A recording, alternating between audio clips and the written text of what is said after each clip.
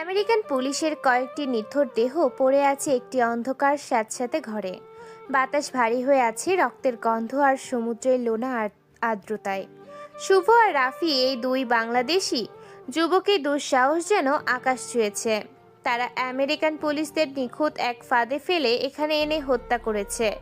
জায়গাটি সমুদ্রের কাছাকাছি একটি উঁচু পাথরের টিলার মতো বিশাল এক নির্জন এরিয়া। টিলার শীর্ষে দাঁড়িয়ে থাকা পুরনো এই ওয়্যারহাউসটি তাদের বধ্যভূমি। এই টিলার নিস্তব্ধতাতেই তারা পুলিশদের টেনে এনেছে। তবে এই পুলিশরা সাদা পোশাকের হলেও তারা আসলে নাবিস গ্যাংয়ের হয়ে কাজ করে। সম্প্রতি এই দুর্নীতিপরায়ণ পুলিশরাই শুভ আর রাফির পাচার করা প্রায় 100 কোটি টাকার মাল আটক করে নিজেদের দখলে নিয়ে নেয়। সেই বিরাট ক্ষতির প্রতিশোধ নিতেই শুভ আর রাফি নিখুঁত পরিকল্পনা করে নাবিস গ্যাংয়ের লোক এবং এই পুলিশদের এখানে ফোন করে ডেকে আনে। পিস্তল হাতে শুভ আর রাফির সামনের দিকে দ্রুত পদক্ষেপে এগিয়ে যেতে থাকে। তাদের চোখে প্রতিশোধের আগুন জ্বলছে, মুখে সেই ভাবটাও বিরাজ করছে। ঠিক তখনই পেছন থেকে নাবিস গ্যাংয়ের লিডার, যার ডান বাঁকার চেহারা, বেশ লম্বা, সে 6 ফুট 2 হবে। ওর নাম জ্যাক। জ্যাক এক হাতে মোটা একটি স্টিলের রড নিয়ে সে সজোরে রাফির মাথায় এক আঘাত করে। মাথার খুলি যেন ফেটে যায় রাফির। সে যন্ত্রণায় থপ করে মাটিতে পড়ে যায়। তার হাত থেকে পিস্তল ছিটকে দূরে সরে যায়। শুভ দ্রুত ঘুরে দাঁড়াতেই তার কানের উপরে জ্যাকের স্টিক দিয়ে আর এক ঘা মারে। আঘাতের তীব্রতায় শুভ জ্ঞান হারানোর উপক্রম হয়। সে নিয়ন্ত্রণ হারিয়ে দেয়ালের সাথে প্রচণ্ড ধাক্কা খেয়ে সিটকে নিচে পড়ে যায়। তাদের হাত থেকে পিস্তলগুলো দূরে পড়ে থাকে। অচেতন প্রায় অবস্থায় থাকা দুজনকে জ্যাকের লোকেরা টেনে হিঁচড়ে একটা অন্ধকার এরিয়া থেকে নিয়ে বাহিরে আসে। তাদের হাত পা সবকিছু মোটা দড়ি দিয়ে শক্ত করে বাঁধা হয়। এরপর তাদের উপরে শুরু হয় পাশবিক প্রহার। গ্যাংয়ের দুজন লোক এসে শুভ আর রাফিকে প্রচণ্ড মারতে থাকে। লাথি, ঘুষি, স্টিক আর বুটের আঘাতে দুজনের শরীর রক্তাক্ত হতে থাকে। তাদের আর্তনাতে নির্জন ওয়্যারহাউসের বাতাস আরো ভারী হয়ে ওঠে। এভাবে প্রায় 2 ঘন্টা কেটে যায়। মারের চোটে তাদের জ্ঞান প্রায় লুপ্ত হয়ে আসে। এরপর তাদের জ্ঞান ফেরাতে 2 বালতি বরফ ঠান্ডা পানি এনে তাদের দুজনের মাথায় ঢালা হয়। সাথে সাথেই তারা তীব্র ঠান্ডায় চমকে ওঠে এবং তাদের জ্ঞান ফিরে আসে। প্রথমে কিছু সময় তারা বিহ্বল হয়ে থাকে, বুঝতে পারে না যে তারা কোথায় আছে। এরপর চোখ খুলে দেখে তারা একটা খোলা ফাঁকা জায়গাটাতে শক্ত কাঠের চেয়ারে বসে আছে। তাদের শরীর দড়ি দিয়ে শক্ত করে বাঁধা, কোনো নড়াচড়ার উপায় নেই। সবচেয়ে ভয়ঙ্কর ব্যাপার হলো চেয়ার সমেত তাদের দুজনকে খাদের একেবারে কিনারায় ঝুলিয়ে রাখা হয়েছে। সামান্য ভারসাম্য হারালেই তারা 100 ফুট নিচে আছড়ে পড়বে। এই চরম দৃশ্য দেখতে পেয়ে রাফি ভয়ে চিৎকার করে ওঠে। ওরে আল্লাহ, আমরা কোথায় এলাম? আমরা কি মরে যাচ্ছি? কাম সারছে রে, আজ তো পোল্ট্রি মুরগির মতো ঝুলে মরবো। সামনে তাকিয়ে দেখে জ্যাক একটা জমকালো চামড়ার সোফায় বসে আছে। তার ডান হাতে একটি চকচকে পিস্তল, অন্য হাতে সে একটি কিউবান চুরুট ধরে টানছে। জ্যাক একরাশ ধোয়া ছেড়ে শুভ আর রাফিকে দেখতে দেখতে তার ভেতরের ক্রুতা প্রকাশ করে বলতে থাকে, Hey Bangladeshi boys, how dare you come into my city and challenge me? You have no idea what I am capable of. Every cup in Los Angeles is in my pocket.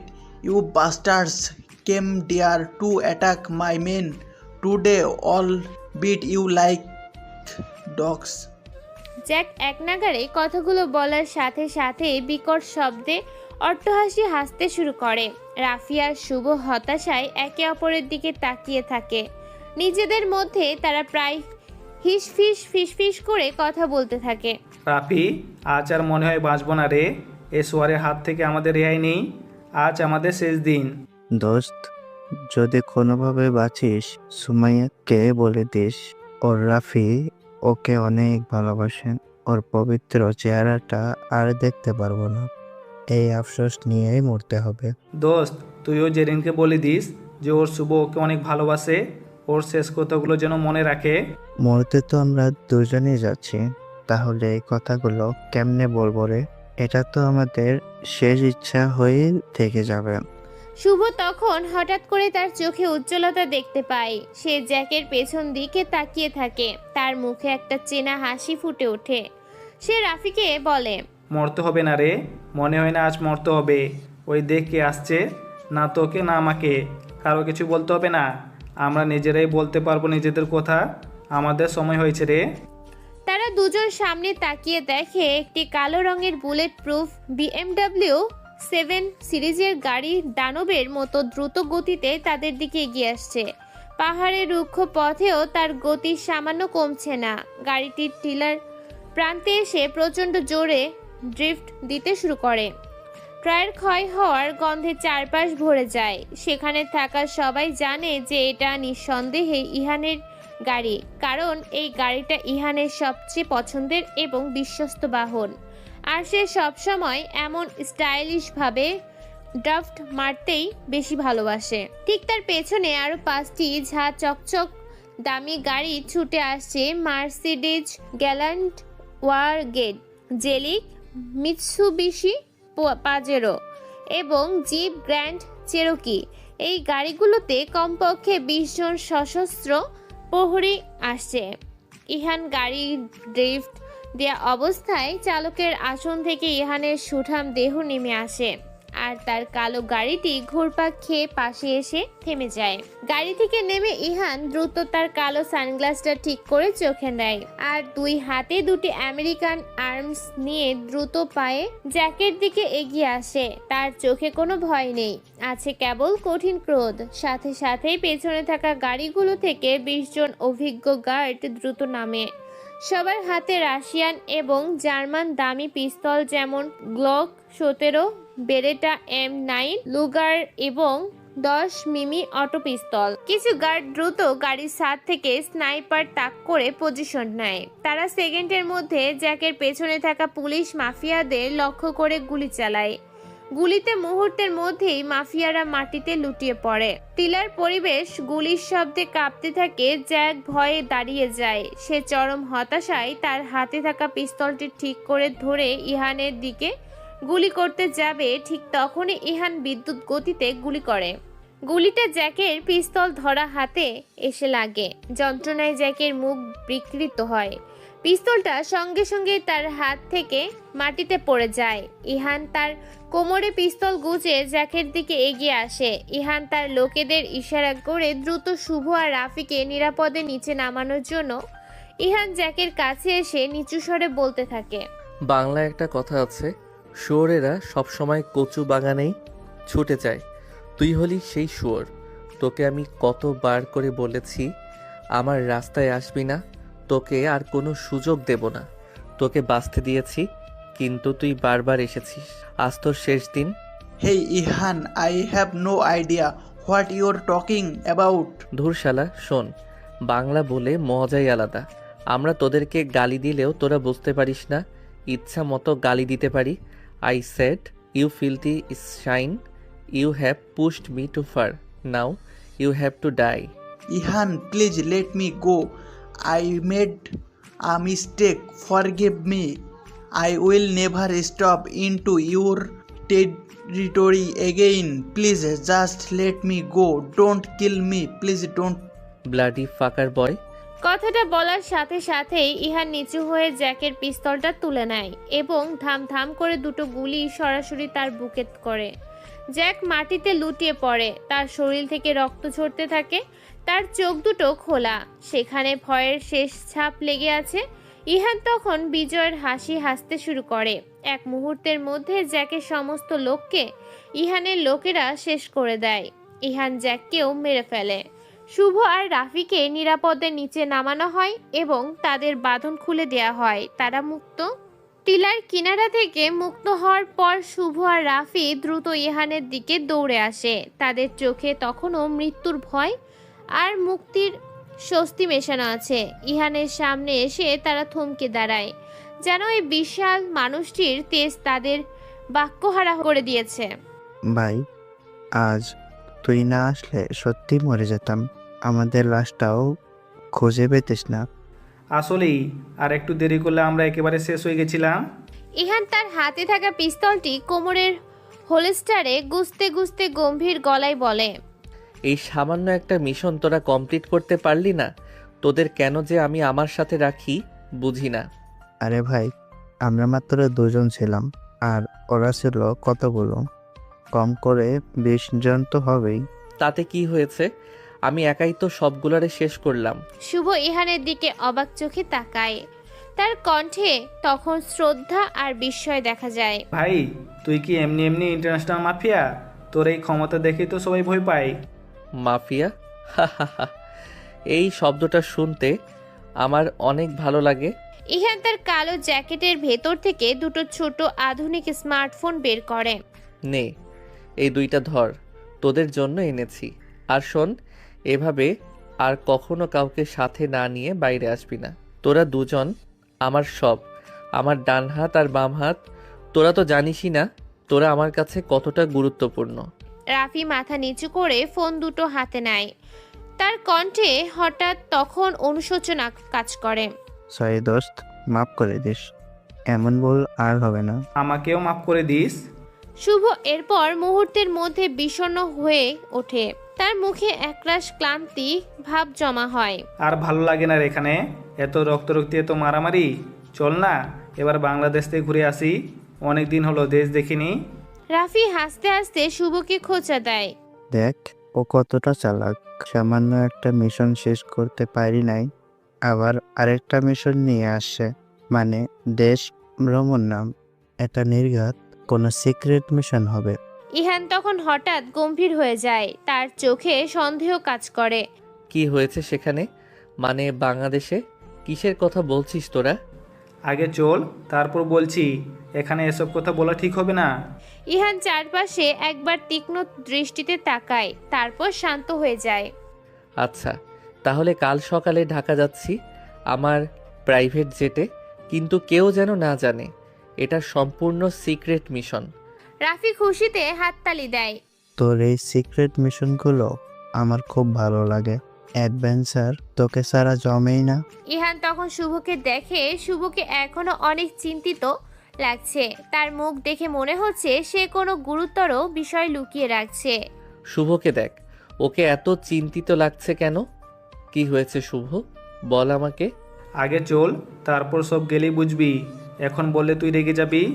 আচ্ছা চল, প্রায় 5 বছর পর বাংলাদেশে যাচ্ছি। সেই 5 বছর আগের ইহান তো তুই আর নেই রে। তুই এখন ইন্টারন্যাশনাল টপ ক্লাস মাফিয়া। তোর নামে বিশ্বের সব মাফিয়া কাঁপতে থাকে। তোকে যেভাবে সবাই ভয় পায় আল্লাহও জানে। ঢাকাতে তোকে দেখলে কি হবে। এর জন্য ওকে অন্যভাবে যেতে হবে। ইহান তখন হাসে। এই বিপজ্জনক জীবনযাত্রার চ্যালেঞ্জ সে উপভোগ করে প্রতিনিয়ত। আচ্ছা চল, এবার ভ্যাকেশনটা বাংলাদেশেই ঘুরে আসি। ঢাকা আমার কাছে সব থেকে প্রিয়। তোর এই ট্রিপ কয়জনের বাড়ি পড়ে আল্লাহ জানে। হা হা।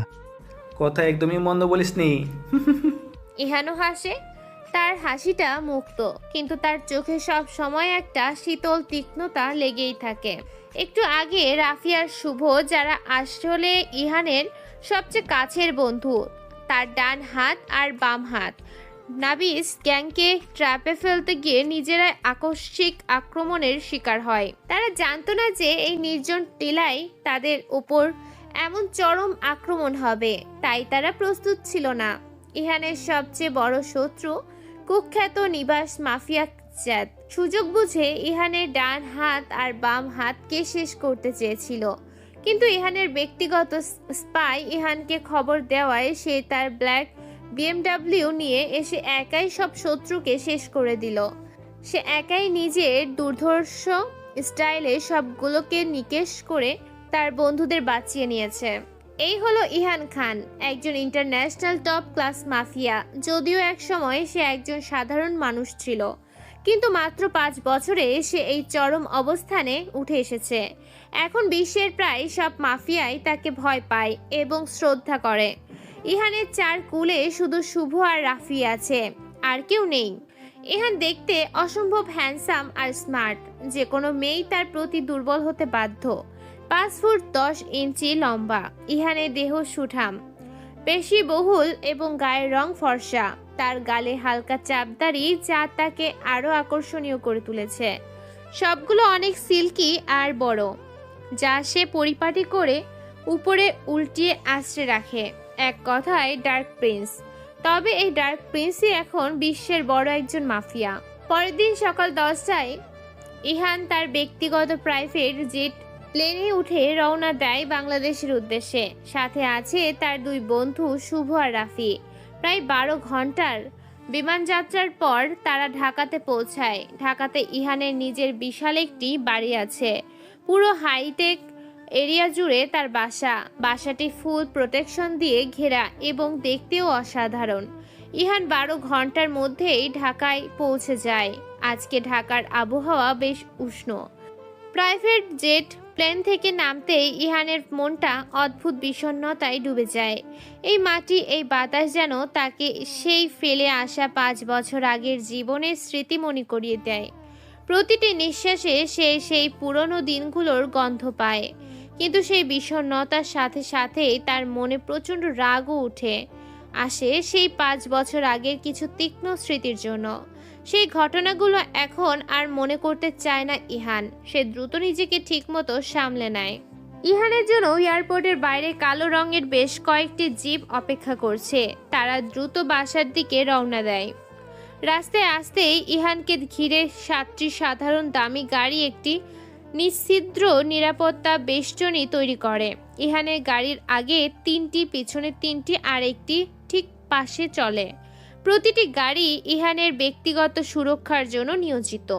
ইহানের বিশাল বাড়ির কাছে আসতেই গাড়িগুলো সব একসাথে কম্পাউন্ডে ঢুকে যায়। গাড়ির বহন থামতেই ইহান নামে। তাকে স্বাগত জানাতে এগিয়ে আসে রহিম চাচা। তিনি ইহানের সবচেয়ে বয়স্ক, বুদ্ধিমান এবং অত্যন্ত বিশ্বস্ত একজন মানুষ। চাকর হলেও তিনি ইহানের কাছে আপনজনের চেয়ে কোনো অংশে কম নন। ইহানের ঢাকার যাবতীয় সব সম্পত্তি ও কাজ তিনি একাই দেখে শুনে রাখে। ইহান বাবা, ওয়েলকাম, ভেরি ভেরি ওয়েলকাম। তোমাকে এসো, ভিতরে যাই। রহিম চাচা ইহানকে দেখেই যেন হাঁফ ছেড়ে বাঁচে। তিনি শুভকে উদ্দেশ্য করে কিছু একটা বলেন।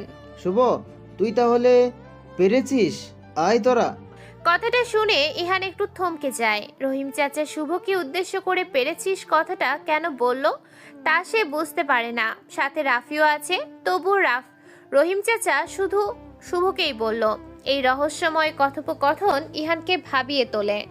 ইহানে ঢাকা শহরের বাড়ির বিশাল বড় এলাকা জুড়ে বিস্তৃত। পুরো বাড়িটাই হাইটেক প্রযুক্তিতে তৈরি। বিদেশি ইঞ্জিনিয়ার দিয়ে এর নকশা করা এবং নির্মাণ করা। বাড়িটি সম্পূর্ণ ডিজিটালাইজ। বর্তমানে এই বাড়িটি শুধু নির্মাণ মূল্যই প্রায় 500 কোটি টাকা বা তারও বেশি হবে। বাড়ির ভিতরে সব দামি আর আধুনিক আসবাবপত্র। তবে এই বাড়িটায় আছে অনেক রহস্য, যা ইহান সময় পেলে কাজে লাগায়। ইহান দ্রুত তার রুমে চলে যায় ফ্রেশ হওয়ার জন্য। ইহানের রুমটা বাড়ির মধ্যে সবচেয়ে বেশি সুন্দর আর হাইটেক। রুমের ভেতরের দেয়ালে লোকানো অবস্থায় 500 আমেরিকান আর্মস রাখা আছে। বন্দুক থেকে শুরু করে গ্রেনেড পর্যন্ত সব আধুনিক অস্ত্র সেখানে মজবুত। এখানে চোখের রেটিনা স্ক্যান ছাড়া তা দেখার কোনো সুযোগ নেই। ইহান ফ্রেশ হয়ে এসে তার লোকানো অস্ত্রগুলো পরীক্ষা করে দেখছে সব ঠিকঠাক আছে কিনা। হঠাৎ দরজায় কেউ নক করে। সিসি ক্যামেরার সাহায্যে ইহান তার 56 ইঞ্চি এলইডি টিভিতে দেখে যে রাফি বাইরে দাঁড়িয়ে আছে। ওপেন। ইহান ওপেন বলার সাথে সাথেই দরজা অটোমেটিক খুলে যায়। রাফি ভিতরে চলে আসে। দোস্ত, রহিম চাচা কি বললেন তখন? কিছু বুঝলি? তিনি কেন শুভকে উদ্দেশ্য করে বললেন পেরেছিস? না, আমিও তাই ভাবছি। কিছু একটা লুকানো হচ্ছে আমাদের কাছ থেকে। ইহানের কণ্ঠস্বর গম্ভীর হয়ে যায়। সে এই ধরনের রহস্য পর্যন্ত পছন্দ করে না। রাফি বলে, কিন্তু শুভটাই বা কেন রহিম চাচার কথায় আমাদের এখানে আনলো? ব্যাপারটা তো স্পষ্ট নয়। আচ্ছা চল আপাতত নিচে যাই, ওরা নিজেরাই সব বলবে। আচ্ছা। ইহান আর রাফি নিচে খাবার টেবিলের কাছে আসতে শুধু শুভ আর রহিম চাচা কি যেন একটা নিয়ে কথা বলতে বলতে তাদের দিকে আসে। মনে হচ্ছে তারা খুব চিন্তিত। আসলে ইহানের অনুপস্থিতিতে শুভ আর রহিম চাচাই ঢাকার যাবতীয় সব কাজ দেখভাল করে, আর ইহান ফিরে এসে শুধুই ঝামেলাই দেখে। শুভ, ইহানের গম্ভীর ডাক শুনে শুভ আর রহিম চাচা দুজনে যেন কেঁপে ওঠে।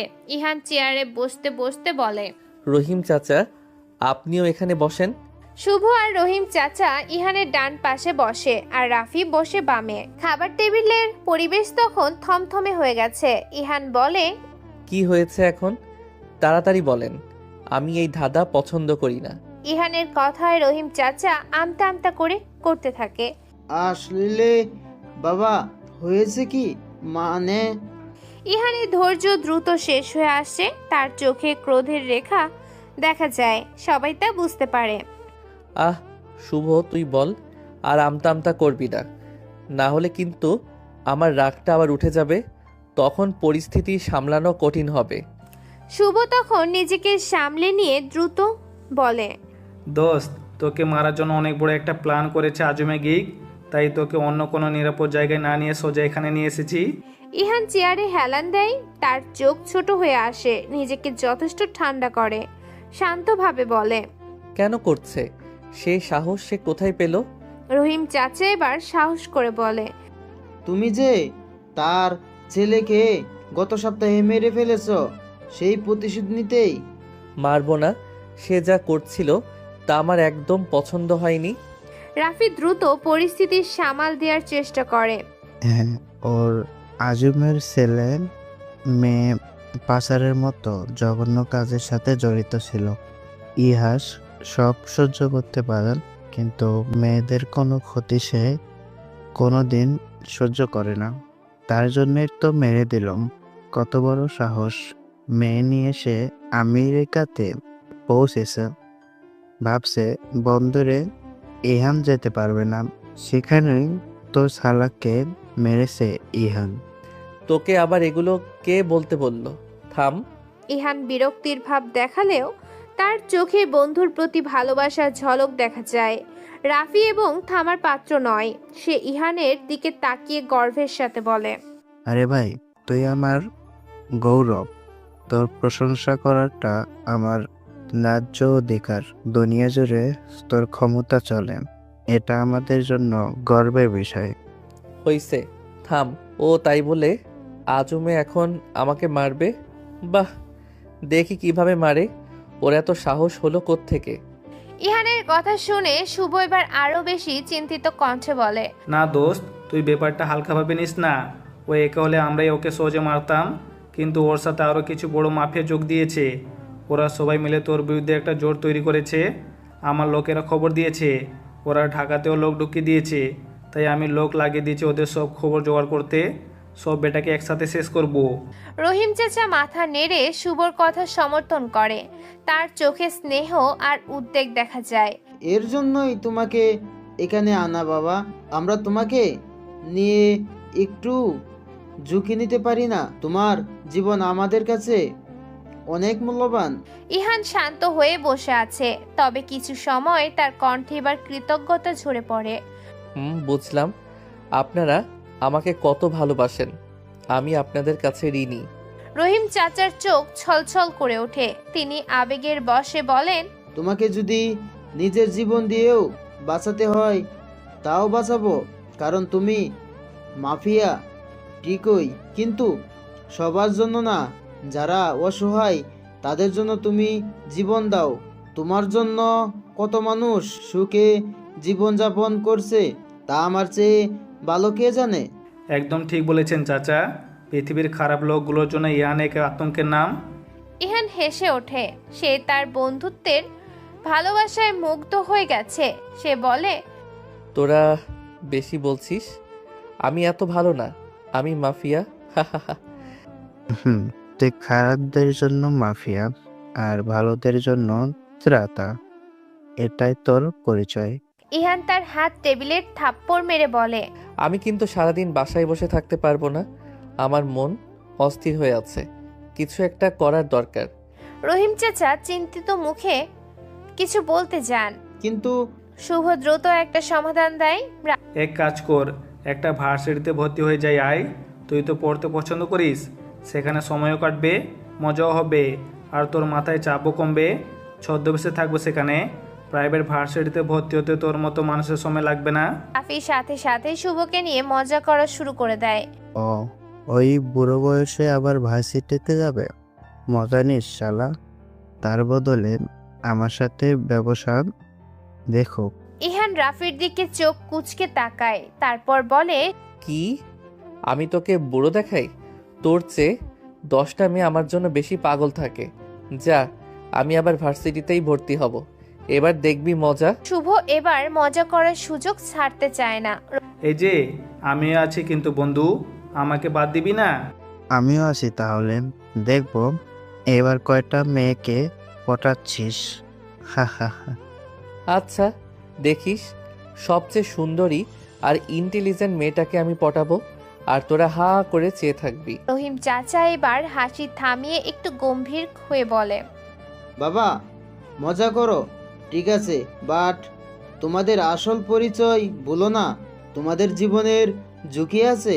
জি আঙ্কেল, আমরা খেয়াল রাখবো। আমি সব ব্যবস্থা করে দিচ্ছি। কাল বলে দিব কোন ভার্সিটিতে তোমরা যাচ্ছ। যত তাড়াতাড়ি সম্ভব তোমরা স্বাভাবিক জীবনে ফিরো। ঠিক আছে চাচা। ইহান এরপর সারাদিন ধরে তার ঢাকার ব্যবসা সংক্রান্ত কিছু জরুরি কাজ দেখালো।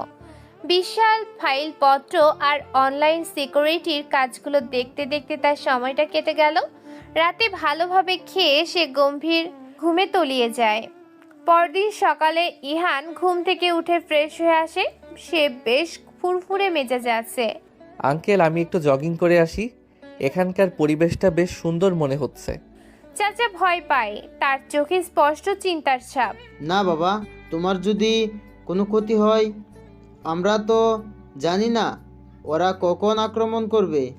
আরে, তাহলে এখানে আসলাম কেন? ওরা এই ঘন বসতির মাঝে এত সহজে আমাকে খুঁজে পাবে না। এত ঝুঁকি নিয়ে আমি এখানে আসতাম না। তবুও বাবা, থাকা ভালো। আঙ্কেল, আপনি টেনশন নিয়েন না। আমার কাছে আমার স্পেশাল ডিভাইস আছে। সমস্যা হলে এটা দিয়েই হবে। আমি এখন একজন সাধারণ মানুষ। আচ্ছা, সাবধানে যেও। ইহান কালো ট্রাউজার আর টি শার্ট পরে বেরিয়ে পড়ে জগিং এর উদ্দেশ্যে। কানে ইয়ারপড লাগিয়ে সে হালকা মিউজিক শুনতে শুনতে হাঁটে। ইহান তার বাসা থেকে একটু দূরে একটু সুন্দর সবুজ পার্কে জগিং শুরু করে। এখন সকাল 7টা। পার্কে এত সকালে এত মানুষকে দেখে ইহান অবাক হচ্ছে। ঢাকা শহরে মানুষ স্বাস্থ্য সচেতন হয়ে উঠেছে, তবে ইহানের দিকে দৃষ্টি যেতেই কিছু আধুনিক মেয়েরা যেন জগিং করাই ভুলে যায়। ইহানের সুঠাম 6 প্যাক বডি, শক্তিশালী মাসল আর তার সুদর্শন চেহারা দেখে তারা পাগল হয়ে যায়। এদেশে এমন ফিটনেস আর স্মার্টনেস একসাথে পাওয়া খুবই দুষ্কর। ইহান লক্ষ্য করে যে তার পেছনে গোটা 10 মেয়ে পিছু নিয়েছে। তাদের চোখের তীব্র আকর্ষণ, মনে হচ্ছে ওকে পেলে তারা যেন এখনই গিলে ফেলবে। ইহান মৃদু হেসে ব্যাপারটা এড়িয়ে যেতে চায়, কিন্তু মেয়েদের উৎপাত বেড়ে যাওয়ায় সে দ্রুত গতিতে জগিং করে সেখান থেকে ওদের পেছনে ফেলে অনেকটা সামনে চলে আসে। অনেক ক্লান্ত হয়ে পড়ায় ইহান একটা নির্জন বেঞ্চে বসে আরাম করার জন্য। তার শরীর থেকে তখনও হালকা ঘাম ঝরছে। আরামের এক পর্যায়ে হঠাৎ ইহানের চোখ যায় তার ডান পাশের বেঞ্চে। ইহান দেখে একটা মেয়ে সেখানে বসে আছে। সম্ভবত সেও এতক্ষণ জগিং করেছে, তাই একটু বিশ্রাম নিচ্ছে। ইহান মেয়েটির শুধু বাম পাশটাই দেখতে পাচ্ছে। দূর থেকেও ইহানের মনে হয় মেয়েটাকে অনেক অনেক বেশি সুন্দরী লাগছে। তার গায়ের রং অনেক ফর্সা আর চেহারায় যেন এক ধরনের মায়াবী আভা। মেয়েটার চোখগুলো অনেক সুন্দর। পাশ থেকে দেখা বড় বড় চোখের পাতাগুলো যেন মেয়েটার চোখের সৌন্দর্য আরো 10 গুণ বাড়িয়ে দেয়। ইহান মুগ্ধ হয়ে মেয়েটাকে দেখতে থাকে। একজন আন্তর্জাতিক মাফিয়া যে এভাবে নির্দ্বিধায় একজন সাধারণ মেয়েকে দেখছে, তা এক বিরল দৃশ্য।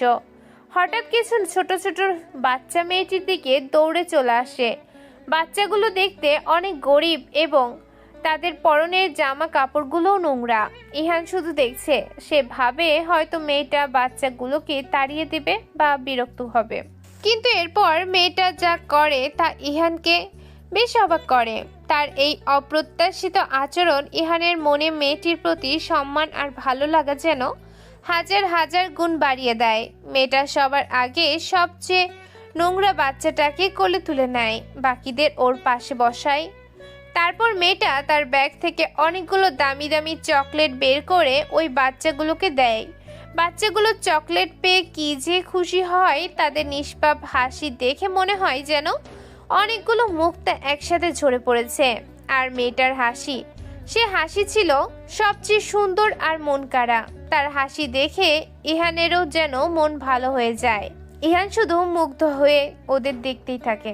এই মুহূর্তে মেয়েটাকেও যেন একটা বাচ্চা বাচ্চা লাগছে। সে এখন বাচ্চাগুলোর সাথে খেলা করছে, তাদের হাসিতে নিজেও হাসছে। খেলার এক পর্যায়ে মেয়েটা হঠাৎ ইহানের দিকে তাকায়। এত সুন্দর আর হ্যান্ডসাম ছেলে যে ওর দিকে এইভাবে এতক্ষণ ধরে তাকিয়েছিল, মেয়েটা তা বুঝতেই পারেনি। ইহানের মনে হয় মেয়েটা যে ভদ্র এবং ভালো মনের অধিকারী তা সে তার প্রথম চাহনিতেই বুঝে গিয়েছে। কারণ মেয়েটা ইহানের দিকে শুধু একবার তাকিয়ে একটা মিষ্টি বা মুগ্ধকর হাসি দেয়, তারপর দ্রুত বাচ্চাদের দিকে মনোযোগ দেয় এবং ইহানের দিকে আর তাকায় না। ইহান সামনে তাকিয়ে গভীর চিন্তায় ডুবে যায়। সে ভাবে এই মেয়ের মনে যদি সামান্য খারাপ কিছু থাকতো তাহলে সে নিশ্চয়ই ওর মতো একজন হ্যান্ডসাম ছেলের দিকেই তাকিয়ে থাকতো, বারবার ফিরে তাকাতো। কিন্তু না, সে তো তা করেনি। সে ইহানকে কোনো বিশেষ পাত্তা দেয়নি। এই প্রথম ইহানকে কোনো মেয়ে এভাবে উপেক্ষা করে। সাধারণত মেয়েরা তাকে দেখলেই অস্থির হয়ে যায়। এখানে অবশ্য ইহানের অভিমান করার কথা, কিন্তু এখানে তার মনে চলছে সম্পূর্ণ অন্য কিছু। ইহান ভাবে এই সেই মেয়ে যে মানুষের বাইরের রূপকে পছন্দ করে না, বরং ভেতরে আসল মানুষটাকে পছন্দ করে। ইহান ভাবতেই পারছে না আজও এমন মেয়েরা আছে যারা তার খ্যাতি বা বাহ্যিক সৌন্দর্য দেখে নয়, মন দেখে মানুষকে পাত্তা দেয়। বাহ, এই মেয়ের মনে যেন লুকিয়ে আছে 101টি রহস্য, ঠিক ইহানের জীবনের মতোই।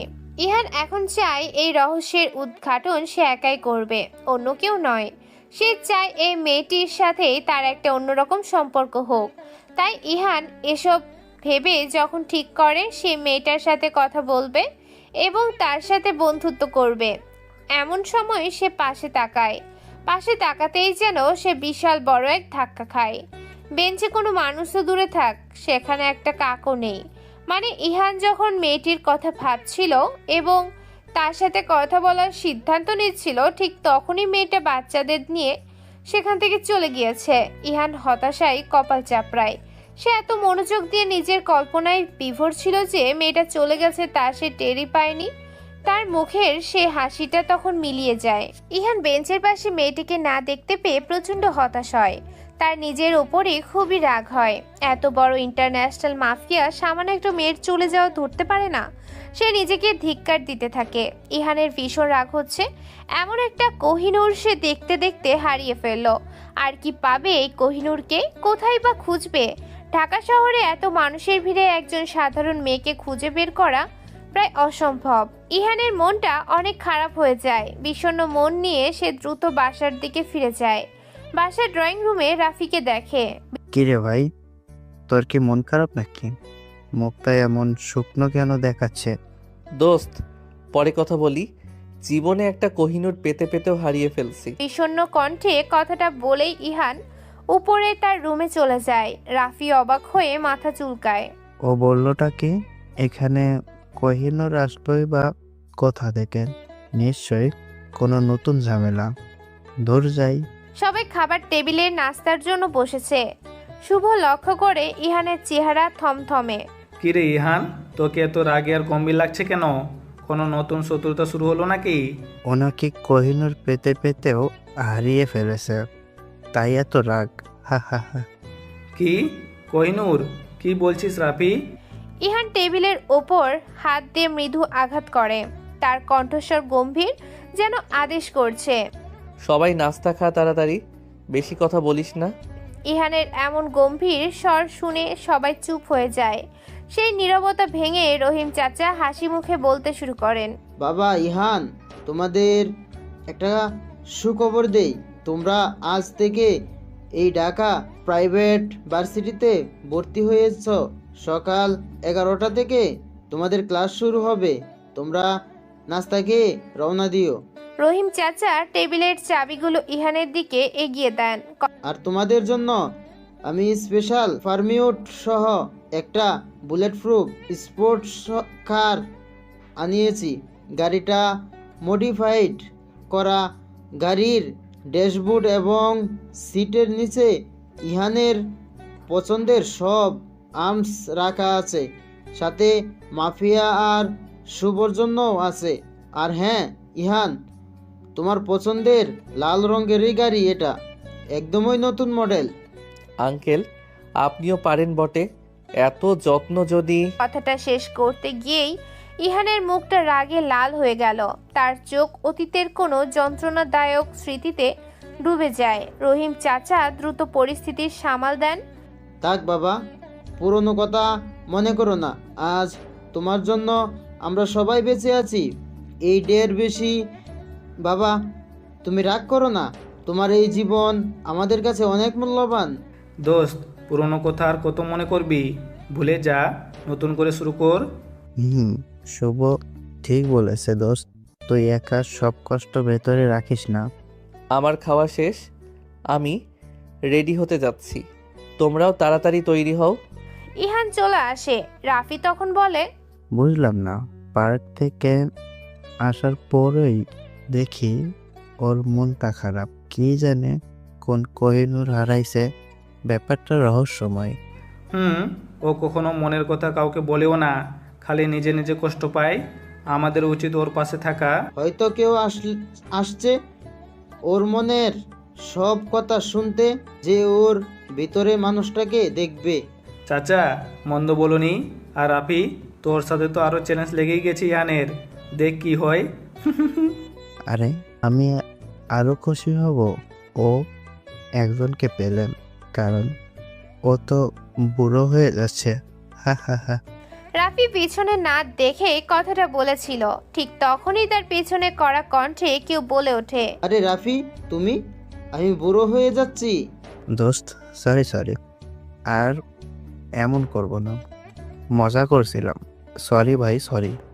শুভ আর চাচা রাফিকে দেখে অট্ট হাসতে শুরু করেন। শুভ তো হাসতে হাসতে টেবিলের পড়ে যাওয়ার অবস্থা। রাফিও ওদের হাসি দেখে শেষে নিজে হেসে দেয়। সকাল 10:30। ঢাকা ভার্সিটির সব ছাত্রছাত্রীরা ক্যাম্পাসে ঘোরাঘুরি করছে। ক্লাস শুরু হতে আরও দেরি। হঠাৎই সবাই অনেক পাওয়ারফুল ইঞ্জিনের তীব্র সাউন্ড শুনতে পায়। মানে গাড়ির এক্সহোস্ট থেকে যে বিকট শব্দ আসে, তা শুনেই সবাই গেটের দিকে তাকায়। একটা ঝলমলে লাল রঙের বুলেট প্রুফ স্পোর্টস কার। রহিম চাচার আনা সেই গাড়িটা ফুল স্পিডে এসে ক্যাম্পাসে ঢোকে। ইহান প্রচণ্ড গতিতে গাড়ি টেনে ড্রিফট দিয়ে গাড়িটা পার্ক করে। বিদেশে অনেক বড় বড় পাওয়ারফুল স্পোর্টস কার চালিয়েছে ইহান, তার তুলনায় এটা কিছুই না। ইহানের গাড়ি আর এমন এন্ট্রি দেখে সবাই হা করে আছে। এভাবে আজ পর্যন্ত কেউ ভার্সিটিতে এসেছে কিনা সন্দেহ। ইহান গাড়ি পার্ক করে দরজা খুলে বাইরে বেরিয়ে আসে। এবার শুরু হয় আরেক কাণ্ড, কারণ এখন মেয়েরা সবাই ইহানকে দেখে অবাক। ইহান সম্পূর্ণ কালো গেটআপে এসেছে। কালো জিন্স আর একটি ডিজাইনার টি শার্ট, পায়ে গুচি ব্র্যান্ডের জুতো, হাতের রোলেক্সের ঘড়ি, সবচেয়ে লেটেস্ট এবং দামি মডেল যা হীরা দিয়ে সাজানো। আর সাথে ইহানের সিক্স প্যাক বডি আর নিখুঁত ফিটনেস তো আছেই। ভার্সিটির সব মেয়েরা ইহানকে দেখে পুরো পাগল। তাদের চোখ স্থির হয়ে আছে শুধু ইহানের দিকে। পিছনে যে আরও দুজন সুদর্শন ছেলে শুভ আর রাফি আছে, তার কারোরই যেন চোখে পড়ে না। রাফি শুভকে কোনই দিয়ে ধাক্কা দেয়। শুভ, দেখছিস অবস্থা? ইহান কি আজকে ক্লাসে যেতে পারবে নাকি তার আগেই? হা হা হা হা। দেখ কি হয়, তবে চ্যালেঞ্জটা জমবে। ইহান তার দুই বন্ধুকে পাশে নিয়ে ভিড়ের মধ্য দিয়ে হেঁটে ক্লাসের দিকে যায়। প্রায় 30 জন মেয়ে তাদের পিছু নেয়। তাদের চোখে মুখে ইহানের প্রতি তীব্র আকর্ষণ। ক্লাসের সামনে গিয়ে ইহান একবার পেছনে তাকায় এবং দেখে কমপক্ষে 30 জন মেয়ে এখনো তাদের অনুসরণ করছে। এত মেয়ের সাথে পরিচয় হলো, কিন্তু কাউকে ইহানের মনে ধরে না। তার মনে এখনো গেঁথে আছে শুধু সকালের সেই রহস্যময়ী মেয়েটির ছবি। ইহান, রাফি আর শুভ ক্লাসের বাইরে করিডোরে দাঁড়িয়ে নিজেদের মধ্যে কথা বলছে। ক্লাস শুরু হতে এখনো বেশ কিছু সময় বাকি। দোস্ত, রাফি তো হেরে গেল রে। এত মেয়ে তোকে ফলো করে, অথচ রাফি এখনো সিঙ্গেল। আমি কিছু জানি না, আমি তো বুড়ো। আমাকে নিয়ে কেন কথা বলছিস? তুই এখনো নিজেকে বুড়ো বলিস, অথচ একটা প্রেমও এখনো করতে পারলি না। মাফিয়া, আস্তে, কথাগুলো সাবধানে বল। ইহান আরো আস্তে করে বলে, তার কণ্ঠে হতাশা। একটা মাফিয়াকে কেই বা ভালোবাসবে বল? আমার জীবনে কি ভালোবাসা আসবে? বাঁচবে বাঁচবে, দেখিস খুব তাড়াতাড়ি বাঁচবে। আর দেখ, হঠাৎ করে ইহান যেন থমকে গিয়েছে। তার চোখ দুটো স্থির হয়ে গেছে। ইহান অবাকের সপ্তম আসমানে। তার বিশ্বাসই হচ্ছে না ও এখানে। অসম্ভব। রাফি ইহানের দিকে ঝুঁকে জিজ্ঞেস করে, কি হয়েছে ইহান, এভাবে থমকে গেলি কেন? ভূত দেখলি নাকি? দেখ, ও আমাদের পিছনে কারোর দিকে তাকিয়ে আছে মনে হয়। শুভ আর রাফি তখন ওদের পেছনে, মানে ইহান যেদিকে তাকিয়ে আছে সেদিকে তাকায়। ওরা দেখে এক অপরূপ সুন্দরী মেয়ে এদিকে হেঁটে আসছে। মেয়েটির সৌন্দর্য আর চাল চলন অন্যদের থেকে অনেকটা আলাদা। শুভ আর রাফি একবার ইহানের দিকে আরেকবার মেয়েটার দিকে তাকায়। শুভ ফিস করে বলে, বন্ধু, হয়ে গেছে মনে হয়। আমাদের মাফিয়ার প্রেমিকা মনে হয় পেয়ে গেছি। আজ পর্যন্ত তোকে এমনভাবে কারো দিকে তাকাতে দেখিনি। তাই তো দেখছি, আজ পর্যন্ত ইহানকে এভাবে কোনো মেয়ের দিকে তাকাতে দেখিনি। এই প্রথম। মেয়েটার কপালে দুর্ভোগ আছে নিশ্চিত। হা হা হা। আসলেই ও জানে না যে ও কার চোখে পড়েছে। এদিকে ইহান যেন 512 ভোল্টের শক খেয়েছে। কারণ এই সেই মেয়ে যাকে সকালে ইহান পার্কে দেখেছিল, তাকে এখানে দেখে ইহান যেমন অবাক তেমনি অনেক খুশি। ইহান দেখে মেয়েটা সোজা তাদের ক্লাসের দিকে হেঁটে এসে ভেতরে ঢোকে। ইহান আরো অনেক খুশি হয়ে যায়। ভাগ্যে বিশ্বাস না করলেও এই ঘটনা ইহানকে এক নতুন আশা দেয়। রাফি ইহানের দিকে তাকিয়ে দেখে। দেখ দোস্ত, ইহানের মুখটা কেমন খুশি খুশি লাগছে আর ব্লাস্ট করছে। এ তো একেবারে নতুন ইহান। তাই তো। ব্যাপারটা কি রে? চল ওকেই জিজ্ঞেস করি। জিজ্ঞেস কর। তোর বন্ধু তো এখন প্রেমে হাবুডুবু খাচ্ছে। শুভ ইহানের কাঁধে হাত রেখে জোরে ডাকে, এই ইহান, ইহান, এই বেটা। ইহানের ঘোর রাফি আর শুভর ডাকে ভাঙে। সে চোখের পলক ফেলে বাস্তবে ফিরে আসে। কি এত জোরে ডাকছিস কেন? ব্যাপারটা কি বলতো ভাই? কেন এভাবে তাকিয়েছিলি? বলো বন্ধু, এতক্ষণে তো তোর মুখ দিয়ে কথা বের হচ্ছে। কিসের ব্যাপার? আমি তো কিছুই বুঝছি না। মজা নিবি না। ওই মেয়েটার দিকে এভাবে তাকিয়েছিলি কেন? আর তোর মুখ এমন হাসি খুশি কেন দেখাচ্ছে? আচ্ছা, তোদের একটা প্রশ্ন করি। করো। ভার্সিটির প্রায় সব মেয়েই তো আমার সাথে দেখা করলো, কিন্তু এই মেয়েটাকে দেখেছিস? আমি যে এখানে দাঁড়িয়ে আছি, একবারও আমার দিকে তাকাইনি। বুঝেছিস কিছু? বলিস কি? তোর মতো ছেলের দিকে তাকায়নি? অন্ধ নাকি আবার? ফাইজলামি করবি না। ও সবার থেকে অনেক আলাদা। ওই সেই আমার হারিয়ে ফেলা কোহিনূর, যাকে আমি পার্কে দেখেছিলাম। ও, এই জন্যই এত অবাক দেখাচ্ছিল তোকে। পার্কের সেই কোহিনূর এখন তোর ক্লাসে? এটা তো সিনেমার প্লেট। হুম। দোস্ত, কাহিনীটা খুলে বলতো, কি দেখে তোর এত ভালো লাগলো? ইহান সকালে পার্কে বাচ্চা এবং সেই মেয়েটির ঘটনা খুলে বলে। শোনার পর শুভ আর রাফি দুজনেই মুগ্ধ। বাহ, মেয়েটা মানে আমাদের ভাবি তাহলে অনেক স্পেশাল। ওর মনটা অনেক পবিত্র। এখন থেকে শুধু আমাদের মিশন হলো ভাবিকে সাথে করে নিয়ে যাওয়া। কি বলিস রাফি? আবার জিজ্ঞেস করতে হয়? চল ওর সামনে দাঁড়ায়। আমার বিশ্বাস ভাবি তোর প্রেমে পড়ে যাবে। না রে দোস্ত, ও এমন না। ওর মন জয় করতে হবে। ওর কাছে বাইরের সৌন্দর্য কোনো ব্যাপার নয়। এই মিশনটা সহজ হবে না। তাহলে আর কি, চল ক্লাসে গিয়ে মিশন ভাবির মন জয় করা শুরু করি। তোদের কাছে সব কিছু মিশন লাগে না? হ্যাঁ দোস্ত, তবে এটা খুবই কষ্টের মিশন হবে বুঝছি, কারণ ভাবি তোকে পাত্তা দেয় না। এখন চল ক্লাসে। ইহান তখন হাসে, এই চ্যালেঞ্জ সে নিতে ভালোবাসে। ইহান ক্লাসে ঢুকতেই দেখে সেই রহস্যময়ী মেয়েটা তার কিছু বান্ধবীদের সাথে দল বেঁধে কথা বলছে এবং হাসাহাসি করছে। মেয়েটির মুক্ত হাসি দেখে ইহান মুগ্ধ হয়ে সেই দিকেই তাকিয়ে থাকে। তার মনে হয় এমন পবিত্র হাসি সে বহুদিন দেখেনি। মেয়েটির বান্ধবীদের মধ্যে একজনের নাম সাইমা। সে খুশি হয়ে বলে ওঠে, দোষ, ইহানকে না আমার প্রথম দেখাতেই ভালো লেগেছে, কিন্তু ও এত জোর যে ওর জন্য পুরো বাচ্চাটির প্রায় সব মেয়েরাই পাগল। উফ, কি হ্যান্ডসাম লাগছে না, দেখ আমাদের দিকেই তাকিয়ে আছে। মেয়েটা তখন একবার ইহানের দিকে তাকায়। তার চাহনি ছিল শান্ত ও নির্বিকার। সে বান্ধবীদের দিকে ফিরে বলে, কই, আমি তো পাগল হইনি, আমি তো তার কাছে যাইনি, আমার কাছে এসবের কোনো মূল্য নেই। শিমু নামের আরেকটি বান্ধবী হেসে ওঠে। তুমি কেন যাবা? আমরা আশাও করি নাই তুমি যাবা ইহানের কাছে। তুমি যে ভদ্র মেয়ে বাবা, দেখতে সবচেয়ে সুন্দর, কিন্তু ছেলেদের পাত্তা দাও না। অবশ্যই ভালো হয়েছে, না হলে আমরা কোনো ছেলেকেই পাতাম না। থুর, তোরা যে কি বলিস, আমার এইসব ভালো লাগে না। আমি বরং লাইব্রেরিতে যাই। স্যার মনে হয় আজকে আসতে দেরি করবেন, কাল বলেছিলেন ওনার একটা মিটিং থাকতে পারে। আমি বরং যাই। আচ্ছা আচ্ছা, যা। তোর মতো সুন্দরী মেয়ে পাশে থাকলে ইহান এমনিতেই আমাদের দিকে তাকাবে না। তোর উপস্থিতি সব আলো কেড়ে নেয়। মেয়েটা তখন শান্ত পদক্ষেপে ক্লাসরুম থেকে বেরিয়ে যাচ্ছিল। ইহানের কাছে আসতেই ইহানের হৃদয়ে যেন মৃদু কম্পন ধরে যায়। ইহান সেই অপলক দৃষ্টিতে তাকিয়ে থাকে।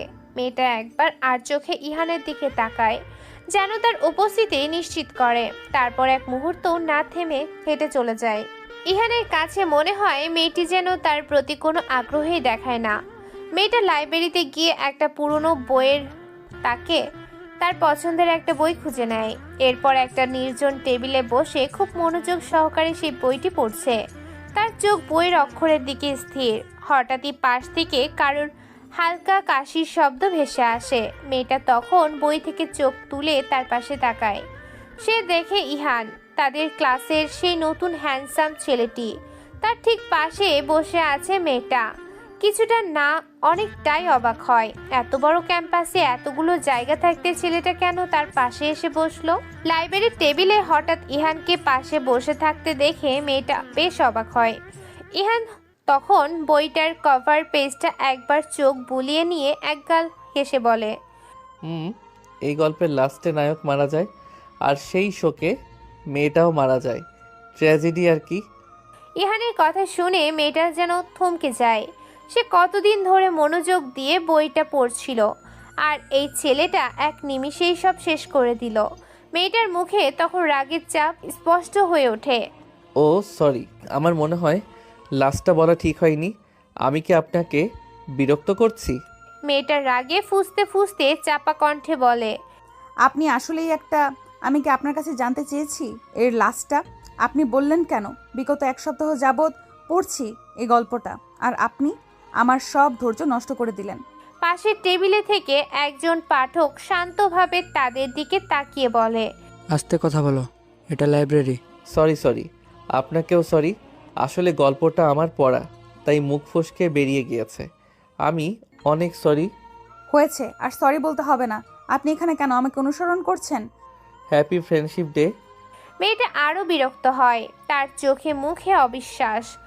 সিরিয়াসলি এটা বলার জন্য এখানে এসেছেন? আর বাই দ্য ওয়ে, আমি আপনার ফ্রেন্ড কবে হলাম? হওনি, কিন্তু এখন হবে। হাই, আমি ইহান খান, একজন মাফি। না কিছু না, আমরা ফ্রেন্ড হতে পারি। ইহান ডান হাতটা মেয়েটার দিকে বাড়িয়ে দেয়। মেয়েটা হাত না ধরে শুকনো গলায় বলে, না সরি, আমি কারো বন্ধু হতে চাই না। No need, please leave me alone. Ihan তখন হাতটা ফিরিয়ে নেয়, কিন্তু জেদ তার চোখে।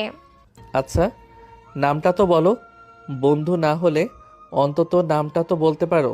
Not possible. আসলে মেয়েটার অনেক রাগ হচ্ছে ইহানের ওপর, কারণ ইহান ওর এতদিনের কষ্ট সব জলে মিশিয়ে দিয়েছে। মেয়েটা রাগে উঠে দাঁড়ায় এবং ক্লাসের দিকে চলে যেতে শুরু করে। ইহানও তার পিছু নেয়। কি রাগটা কি বেশি করেছেন? সরি বললাম তো, আমি তো ইচ্ছে করে বলিনি। আপনি আমার পিছু নিয়েছেন কেন?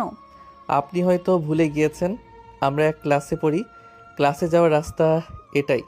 হুম, আপনি আগে যান, আমি আপনার পেছনে আসছি। না, লেডিস ফার্স্ট, আপনি যান, আমি আপনার পিছনে আসছি, কারণ আমি আপনার সাথে বন্ধুত্ব করতে চাই। মেয়েটা ক্লাসের করিডোরে দাঁড়িয়ে এবার বিরক্ত হয়ে ইহানের দিকে পূর্ণ দৃষ্টিতে তাকায়। আচ্ছা, ভার্সিটিতে এত মেয়ে আপনার জন্য পাগল, আপনি আমার পেছন কেন পড়ে আছেন? আপনার কাছে তো অপশনের অভাব নেই। ওই যে বন্ধুত্ব, আমি আপনার মতো বিশেষ কারো বন্ধু হতে চাই। না। অন্তত নামটা তো বলুন। না। হঠাৎই পেছন থেকে একজন মেয়ে জোরে ডাক দিয়ে ওঠে। মায়া, এই মায়া দাঁড়া। ইহানের চোখ ঝলমল করে ওঠে। সে বিজয়ের হাসি হেসে, মায়া? আহ, কি সুন্দর নাম। তা আপনার নাম মায়া? আমি জানতাম। মায়া মনে মনে ভাবে। থুর, নামটা জেনে গেল, এখন আরো জ্বালানো শুরু করবে। মায়া দ্রুত মুখ ঘুরিয়ে বলে, না, আমার নাম মায়া না, অন্য কাউকে ডাকছে। তাহলে ওর ডাকে দাঁড়ালেন কেন? আমি কিন্তু সব লক্ষ্য করি। সাইমা নামের সেই মেয়েটি এবার কাছে আসে। সে ইহানকে দেখে একটু থতমত খেয়ে বলে, দোস্ত, তোর সাথে একটা কথা আছে, চল। আরে ইহান, তুমিও এখানে? আমি সাইমা, মায়ার বেস্ট ফ্রেন্ড। ও গ্রেট, মায়া না? ওকে, বাই, তাহলে পরে কথা হবে। ওকে। ইহান দ্রুত ক্লাসে চলে যায়। সাইমা মায়ের দিকে ফিরে অবাক হয়ে জিজ্ঞেস করে, কি রে, তুই লাইব্রেরিতে গেলি? তাহলে ইহানের সাথে কি কথা হচ্ছিল? আরে বলিস না, বন্ধু হতে চায় তাই পিছু নিয়েছে। আমাকে জ্বালানো ছাড়া ওর আর কোনো কাজ নেই। সত্যি? ইহান নিজে থেকে তোর বন্ধু হতে চায় আর তুই ওকে ফিরিয়ে দিচ্ছিস? তুই কি পাগল নাকি? ওরকম একটা পেন্সিমিং ছেলেকে কেউ ফিরিয়ে দেয়?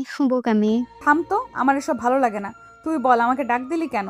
আরে, আমার অ্যাসাইনমেন্ট সমস্যা হচ্ছে, একটু হেল্প করবি? চল। স্যার আসবেন এক্ষুনি, ক্লাসে চল। চল, বাট হেল্প করিস কিন্তু। আচ্ছা বাবা, করব।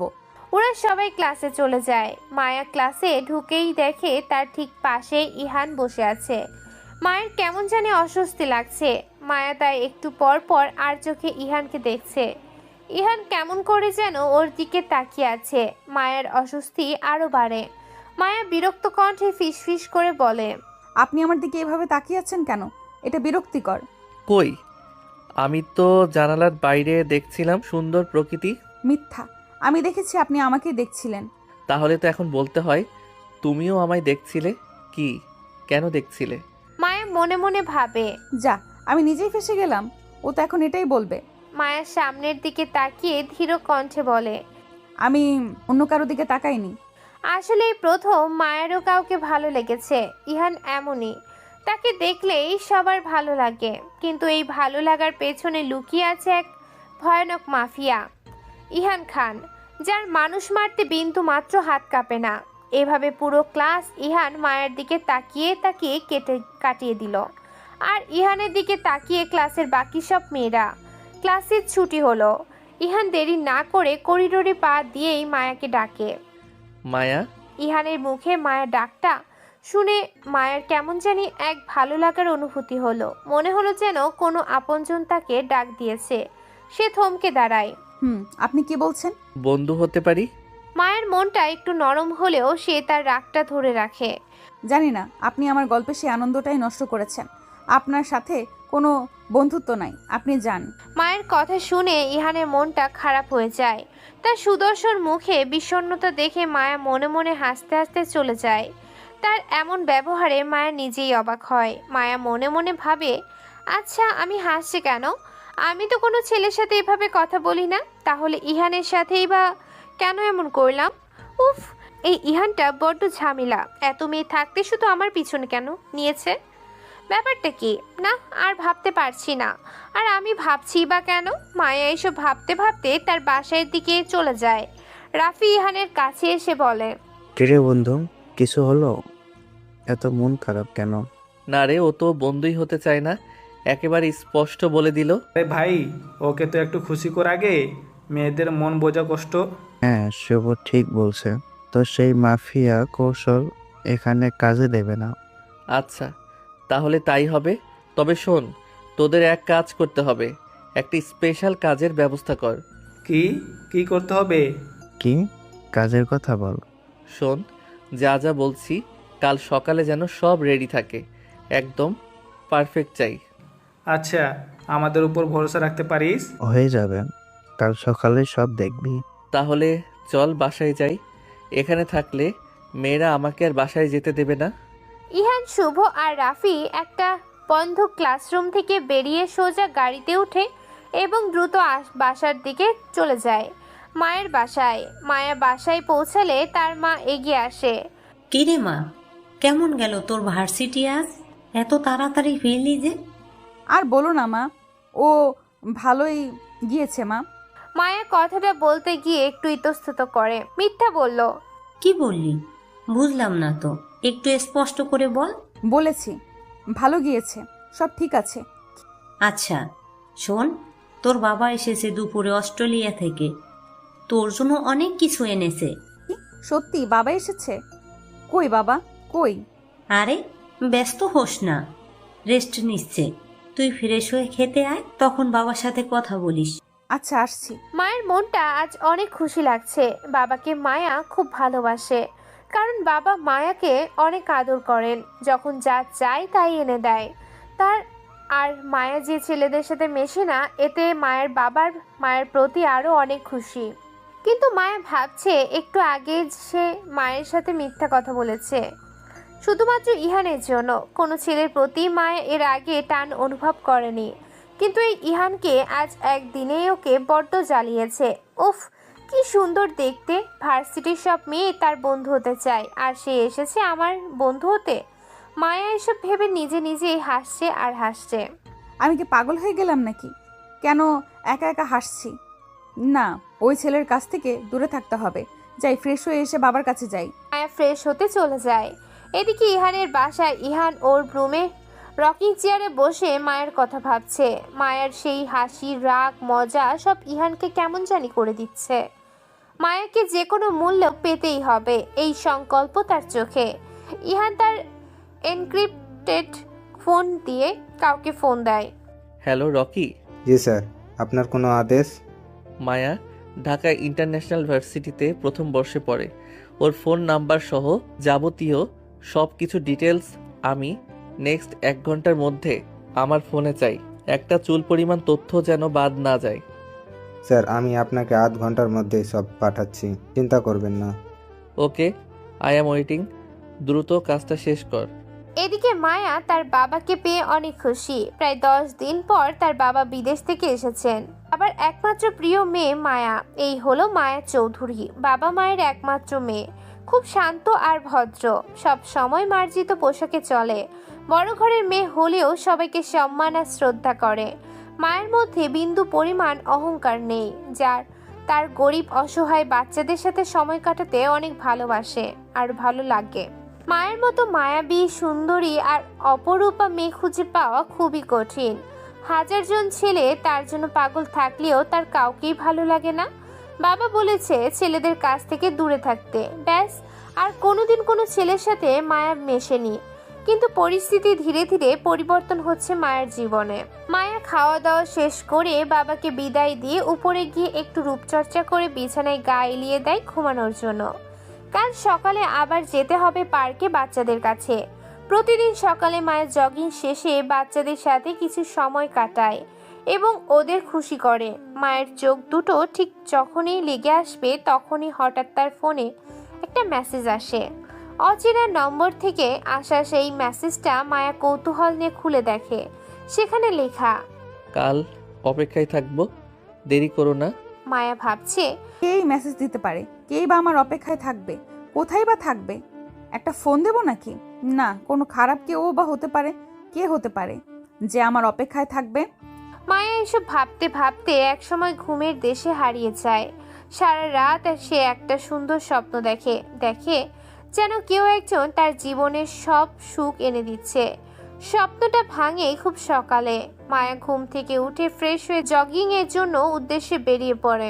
মায়া জগিং করে তার সে কাঙ্ক্ষিত পার্কে পৌঁছায়। কিন্তু একই দেখছে মায়া, আজ যে তার আগেই কেউ সেখানে বাচ্চাদের সাথে খেলা করছে। দূর থেকে দেখা যাচ্ছে এক সুদর্শন ছেলে তার গেট আপ অনেকটাই ইহানের মতো লাগছে।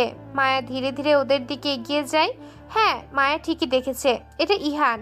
মায়া যেখানে প্রতিদিন বাচ্চাদের সাথে খেলা করত, সেই জায়গাটা আজ খুব সুন্দর করে সাজানো। রং বেরঙের বেলুন, রঙিন কাগজ, ছোট ছোট খেলার ঘর, আরো অনেক কিছু। জায়গাটি উৎসবের রূপ নিয়েছে। আর যেন বাচ্চাদের চোখ জল করছে এসব দেখে। তাদের আনন্দের কোনো সীমা নেই। মায়া এসব দেখে হতবাক হয়ে গিয়েছে। কিভাবে কি? তাহলে কি ইহানি কাল রাতে সে মেসেজ দিয়েছে? মায়া দেখছে সব বাচ্চাদের গায়ে নতুন নতুন জামা কাপড়, হাতে অনেক দামি দামি খেলনা। ইহান ওদের সাথে মন খুলে মজা করছে। সে একজন সাধারণ মানুষের মতোই বাচ্চাদের সাথে খেলায় মেতে আছে। হঠাৎ একটা বাচ্চা ছেলে হাসতে হাসতে মায়ের কাছে দৌড়ে আসে এবং ওকে নিচে ঝুঁকতে বলে। মায়ের নিচে ঝুঁকে বাচ্চাদের কথা শুনতে চেষ্টা করে। আপু, আপনি অনেক ভালো। আপনি নাকি এই ভাইয়াটারে পাঠাইছেন আমাদেরকে এই নতুন নতুন জামার খেলনা দেওয়ার জন্য। আপু, আপনি অনেক ভালো। ভাইয়াটাও অনেক ভালো।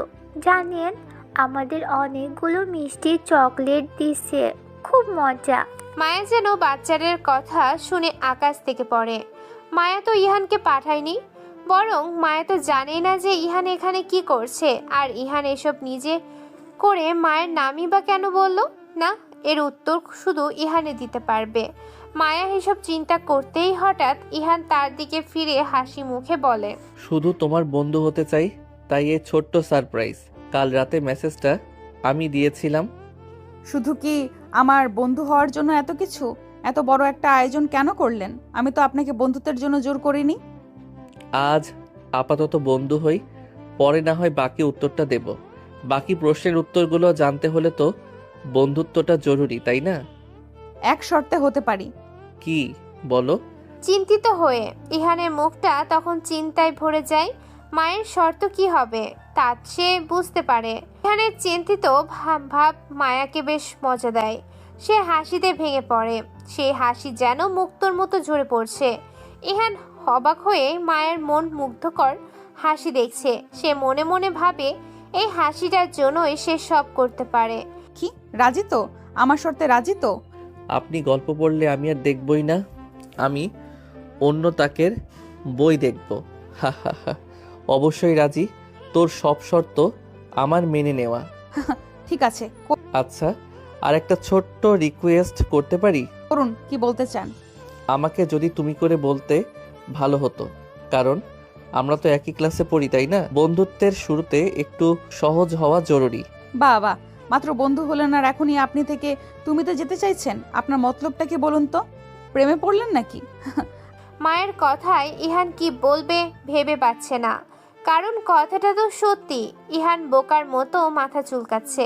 আমার মাথায় তো কিছু আসছে না। আমি তো আচ্ছা, আর ভাবতে হবে না, আমি বুঝতে পেরেছি। এবার চলো বাচ্চাদের সাথে একটু খেলি।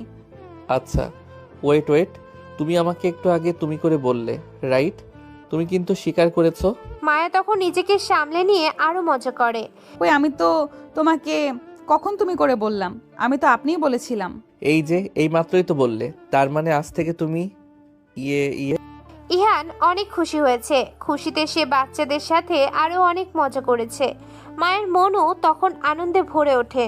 ইহান আর মায়া তখনও পার্কে। সামান্য বন্ধুত্ব আর আপনি থেকে তুমিতে আসাতে যে কেউ এত খুশি হতে পারে তা মায়ের জানা ছিল না।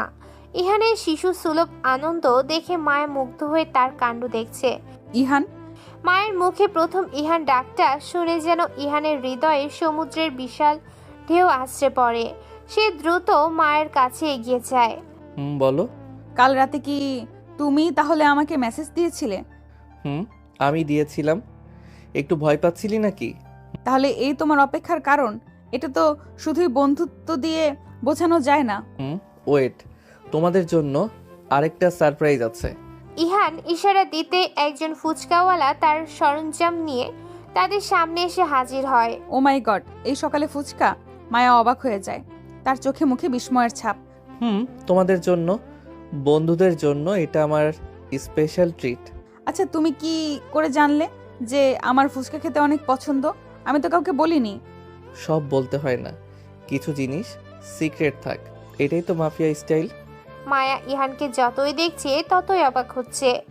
মায়া ভাবে, আমার নাম্বার, আমার এখানে আসা, আমার পছন্দের খাবার, এত সব কিভাবে জানলো? নিশ্চয়ই কোনো রহস্য লুকিয়ে আছে। ইহান মায়ের মনের ভাব বুঝতে পেরে হেসে ওঠে। এখন এসব ভেবে লাভ নেই, আস্তে আস্তে সব জানবে। হা হা হা। তবে একটা কথা বলি, তুমি যতটা ভাবছো আমি তার চেয়েও বেশি জানি। মায়া এবার ভয় পেয়ে যায়, কারণ ইহান ওর মনের প্রশ্নের উত্তর দিয়ে দিয়েছে। এই তুমি কি মানুষের মন পড়তে পারো নাকি? সবার না, যারা অনেক স্পেশাল তাদের। মায়া আর কিছু বলে না, কারণ মায়া কিছুটা হলেও বুঝতে পারছে যে ইহান ওকে পছন্দ করে। আসলে মায়ের ইহানকে একটু একটু করে ভালো লাগতে শুরু করেছে। গতকাল মায়া দেখছে সবাই ইহানের পেছনে ঘুরঘুর করলেও ইহানের স্পেশাল অ্যাটেনশন ছিল শুধু মায়ের জন্য, যা মায়ের কাছে খুব ভালো লেগেছে। এরপর মায়া বাচ্চাদের নিয়ে ফুচকা খেতে মেতে ওঠে, আর ইহান শুধু তাকিয়ে তাকিয়ে দেখে। একবার ফুচকা খেতে সাধলেও ইহান খায় না, কারণ তাহলে তো আর মায়াকে দেখতে পারবে না ভালো মতো। খাওয়া দাওয়া শেষ করে ইহান বাচ্চাদের অনেক গিফট দিয়ে পাঠিয়ে দেয়। বাচ্চারাও অনেক খুশি হয়ে চলে যায়। এখন ইহান আর মায়া বেঞ্চে বসে আছে, দুজনের কেমন চুপচাপ। এই অস্বস্তিকর নীরবতা ভেঙে মায়া কথা বলে। আচ্ছা, বাচ্চাদের তোমার কথা না বলে আমার কথা বললে কেন? কারণ আমি তো নতুন আর তুমি ওদের পুরনো বন্ধু, তাই তোমার কথা বলাতে ওরা স্বাচ্ছন্দ্যে আমার সাথে মিশেছে। তুমি খুশি হয়েছো, এটাই আমার কাছে যথেষ্ট। আচ্ছা, আজ তো বেজায় খরচ করলে। তোমার আঙ্কেল বুঝি অনেক ধনী? ইহানের কথা শুনে হাসতে হাসতে পড়ে যাওয়ার উপক্রম হয়। মায়া খেয়াল করে এই হাসির পেছনে লুকিয়ে আছে এক অজানা কষ্ট। হাসছো যে, কোনো সমস্যা? আমার বাবা নেই। ও, তাহলে মা বুঝি? আমার মাও নেই। ইহানের এই কথাগুলো এত স্বাচ্ছন্দ্যে বলাটা মায়ের মনে অনেক প্রশ্ন জাগায়, যার উত্তর শুধু ইহানই জানে। তাহলে তুমি একা থাকো? সব কি আজই জানবে নাকি অন্য আরেক দিন? আজ উঠতে হবে, ক্লাসে যাবে না, অনেক দেরি হয়ে যাচ্ছে। মায়া ইহানের সাথে যখনই কথা বলে তখনই মায়া কেন যেন ওর মাঝে হারিয়ে যায়। মায়ের তখন বাইরের দুনিয়া সম্পর্কে খেয়াল থাকে না। মায়া ঘড়িতে তাকিয়ে দেখে 9:05 বাজে। ও, অনেক দেরি হয়ে গিয়েছে। আজ তাহলে যাই, ভার্সিটিতে দেখা হবে।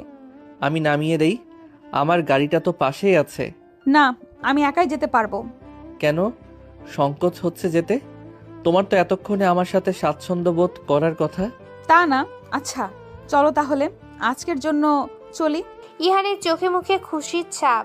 মায়ের কাছে ইহানের এই ছোট ছোট বিষয়ে অনেক খুশি হওয়াটা ভালো লাগে, কারণ ভালো মানুষের এই গুণটা থাকে। মায়া ইহানের দামি বুলেট প্রুফ স্পোর্টস কারে করে যাচ্ছে। মায়া অনেক কথা বলছে আর হাসাহাসি করছে। আসলে এতদিন মায়ের কথা শোনার কেউ ছিল না। আজ থেকে কেন জানি ইহানকে মায়ের অনেক আপন মনে হচ্ছে। তাই মায়াও মন খুলে ইহানের সাথে কথা বলছে, আর ইহান মুগ্ধ হয়ে তার পাশে বসা অপরূপ সুন্দরীর মধুর মতো কণ্ঠের কথা শুনছে। মায়া, এসে পড়েছি তোমার বাসার সামনে। আচ্ছা, তোমাকে অনেক থ্যাঙ্কস লিফট দেওয়ার জন্য। It's okay, bye then. Okay. Hey, wait, তুমি আমার বাসা চিনলে কিভাবে? আমি তো বলিনি। ওই যে সব তখন বললাম না, কিছু কথা বলতে হয় না। মায়া অবাক হয়ে গাড়ি থেকে নামে, আর কিছু বলার আগে ইহান গাড়ি নিয়ে এক টানে সেখান থেকে চলে যায়। শুধু অবাক হয়ে ইহানের চলে যাওয়া দেখে মায়া ভাবে মানুষটার ভেতরে অনেক রহস্য আছে, যা আমার জানতেই হবে। কি ওর পরিচয়, কেন ও এমন করে সব।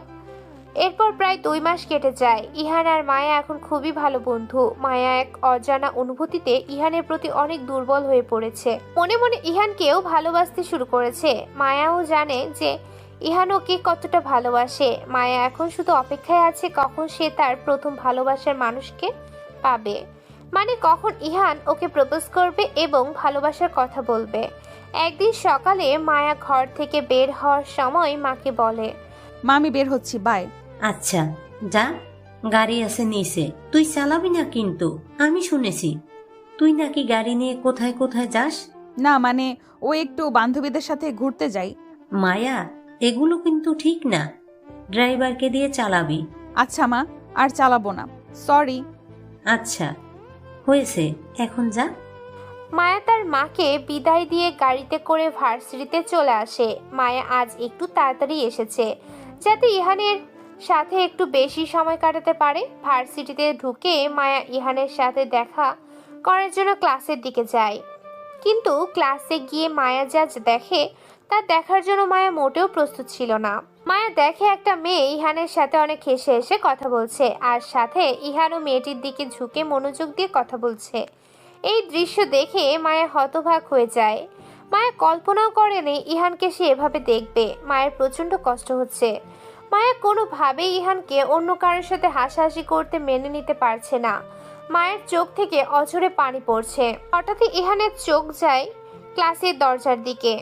ইহান দেখে মায়া করুণ দৃষ্টিতে কান্নারত অবস্থায় ইহানের দিকে তাকিয়ে আছে।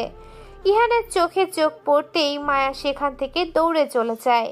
ইহান মায়াকে ধরার আগেই মায়া ভার্সিটি ছেড়ে বাসায় চলে যায়। মায়া বাসায় ঢুকতেই তার মায়ের সম্মুখীন হয়। কিরে, এই মাত্র গেলি আর এখনই চলে আসলি? শরীর খারাপ লাগছে? আমার শরীর অনেক খারাপ লাগছে, তাই ক্লাস করিনি, চলে এসেছি। মা, আমি একটু একা থাকতে চাই, ঘুমাবো। আচ্ছা, ঘুমা। কোনো সমস্যা হলে আমাকে বলিস। মায়া আর কিছু না বলে নিজের রুমে ঢুকে দরজা লাগিয়ে বিছানায় পড়ে অঝরে কাঁদতে থাকে। মুখে বালিশ চাপা দিয়ে কাঁদতে থাকে। মায়ের অনেক কষ্ট হয়। ইহানকে এভাবে অন্য কারোর সাথে হাসাহাসি করতে দেখে মায়ের বুকটা ফেটে যাচ্ছে। মায়া ভেবেছিল ইহান হয়তো ওকে ভালোবাসে, কিন্তু এখন মনে হচ্ছে না, ইহান ওই মেয়েকে ভালোবাসে। মায়ের রাগে কষ্টে গা জ্বলে যাচ্ছে। মায়া খেয়াল করে ইহান ওকে একের পর এক ফোন দিয়ে যাচ্ছে। অলরেডি 100-র বেশি ফোন দেওয়া শেষ। মায়া বিরক্ত হয়ে ফোন অফ করে দেয়, সাথে আরও কান্নায় ভেঙে পড়ে। এদিকে ইহান মায়ার ফোন বন্ধ পেয়ে অনেক রেগে যায়। ওর কথা না শুনেই মায়া এভাবে চলে গেল এবং ফোনটাও অফ করে দিল। বিষয়টা ইহানে ইগোতে লাগে, তাই ইহানও রাগ করে আর মায়ের কোনো খোঁজ খবর নেয় না। আজ প্রায় 6 দিন হয়ে গিয়েছে মায়া ভার্সিটিতে আসে না। মায়া সম্পূর্ণ নিজেকে একা করে ফেলে। এদিকে ইহান পাগল হয়ে যাচ্ছে মায়াকে না দেখে। মায়ের কষ্ট ভোলাতে মাদকের আশ্রয় নেয় ইহান। মাদকে এতটাই ডুবে যায় যে বাস্তব জ্ঞান হারিয়ে ফেলে। ইহানেরও এই অবস্থা দেখে রাফি, শুভ আর রহিম চাচা অনেক চিন্তিত হয়ে পড়েন। রাফি তখন শুভকে বলে, দোস্ত শুভ, তুই ইহানকে গিয়ে বোঝা, কারণ ও যা করছে তার সম্পূর্ণ ভুল। তুই ওকে বোঝাতে পারবি। ও যদি রেগে যায়, ওর এখন মাথা ঠিক নেই। তোমাকেও অনেক পছন্দ করে আর তোমার কথাও শুনে, তাই তুমি পারবে ওকে বোঝাতে। তুমি যাও বাবা।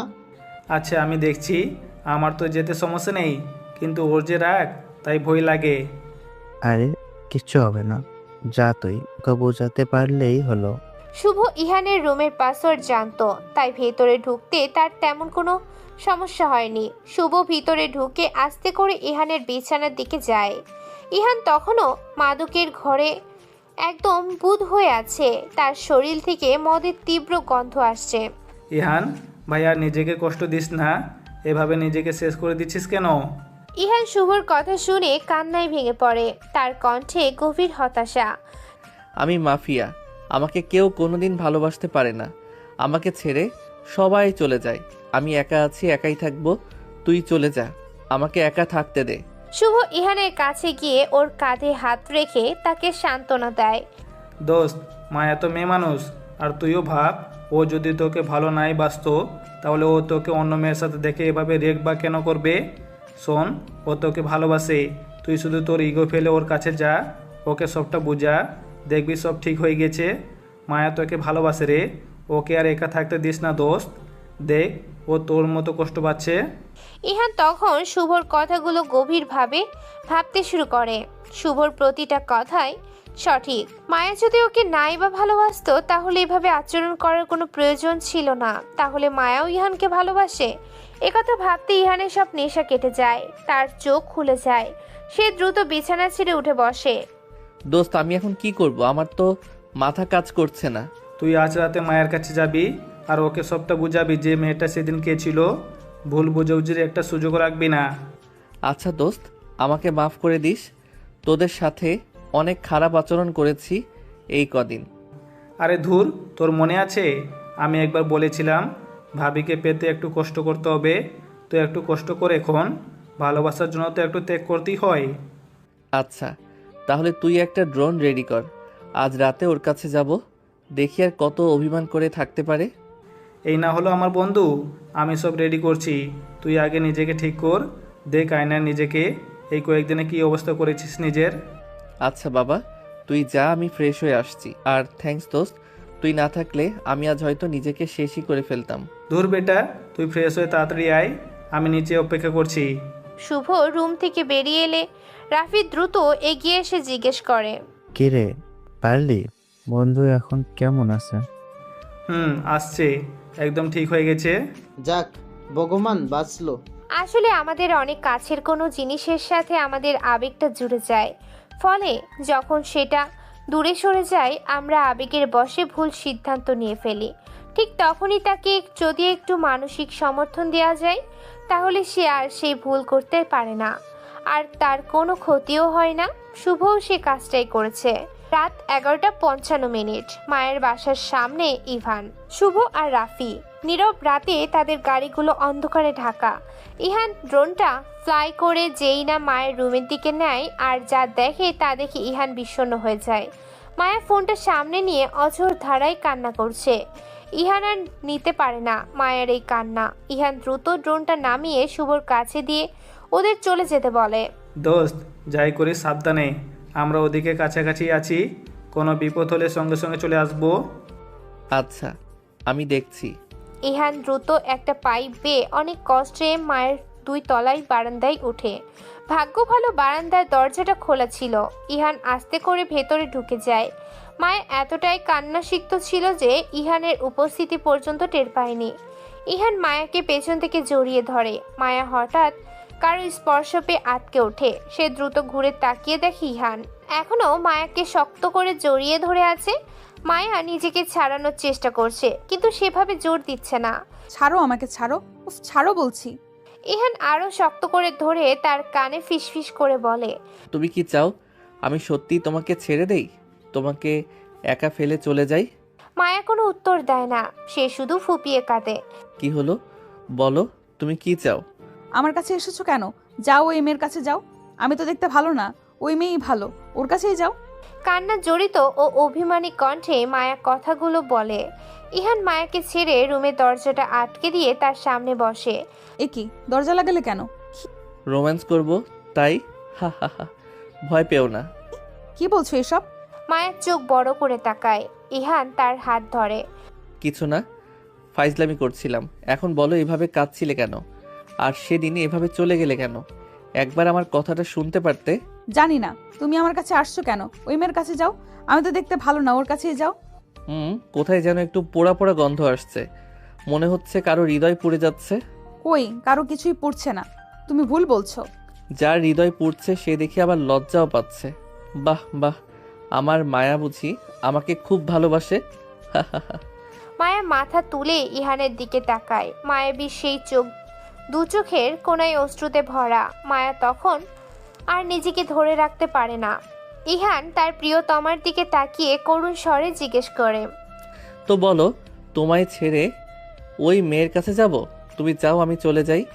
মায়া আর চোখের পানি ধরে রাখতে পারে না। ভালোবাসার মানুষটা যদি অন্য কারোর কাছে এভাবে চলে যেতে চায়, তাহলে তা কি আর মানা যায়? মায়া চাপা কান্নায় ভেঙে পড়ে। ইহান মায়ের কাছে গিয়ে এবার ওকে সামনে থেকে জড়িয়ে ধরে ওর বুকের সাথে। মায়ের কান্নার বেগ আরও বেড়ে যায়। ইহানের বুকে মুখ গুজে মায়া যেন সব অভিমান ছেড়ে ফেলে। হয়েছে, আর কেঁদো না। এসেছি তো, এই যে তোমার কাছে। কতটা কষ্ট পেয়েছি জানো? তুমি ওভাবে সেদিন আমার কথা না শুনে চলে আসলে কেন?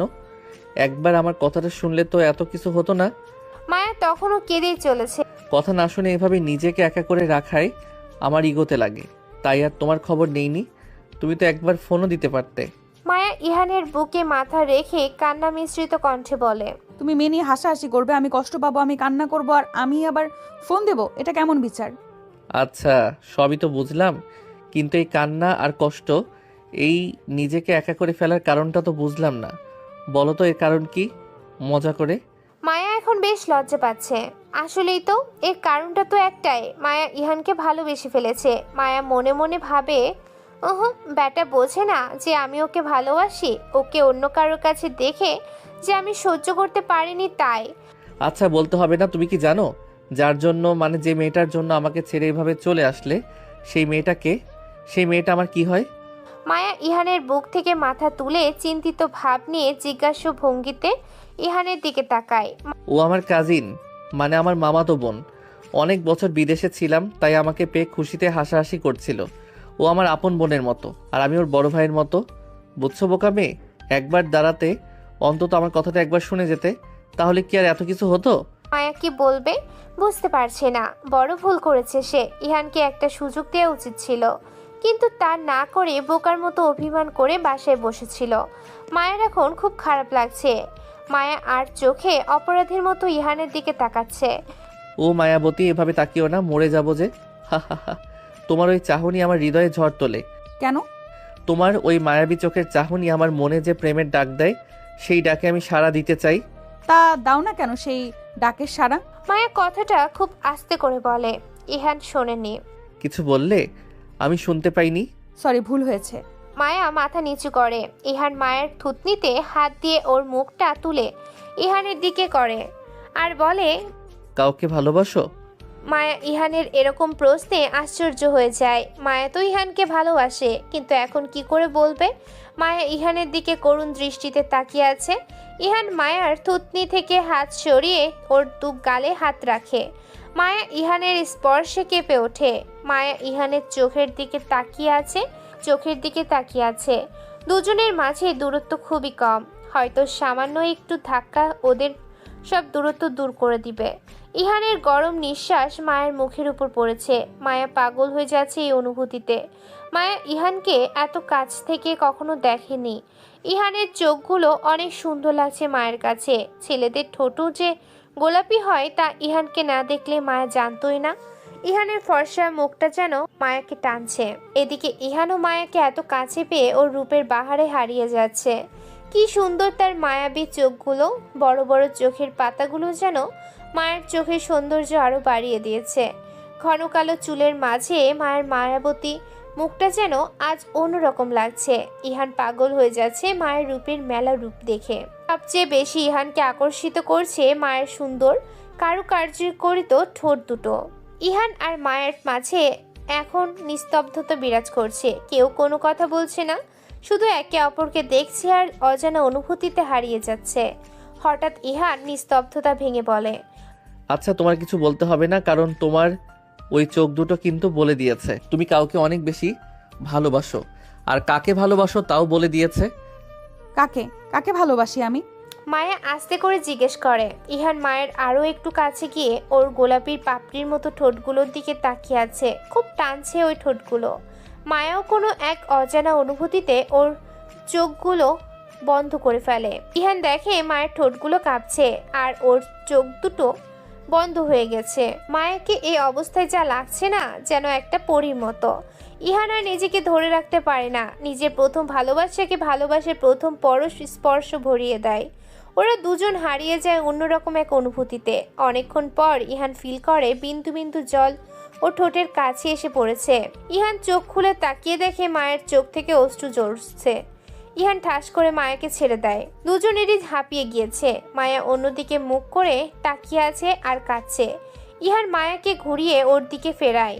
ইহান দুহাত দিয়ে মায়ের চোখের সব অশ্রুগুলো মুছে দেয় আর বলে, কাল 5 মিনিট সময় হবে তোমার?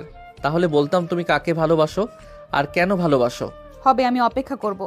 আমি অপেক্ষায় থাকবো সেখানে যেখানে আগে অপেক্ষায় ছিলাম, ঠিক সেই শিশির ভেজা পার্কে। ইহান হঠাৎ মায়ের কপালে একটা চুমু দিয়ে বারান্দা দিয়ে বেরিয়ে যায়।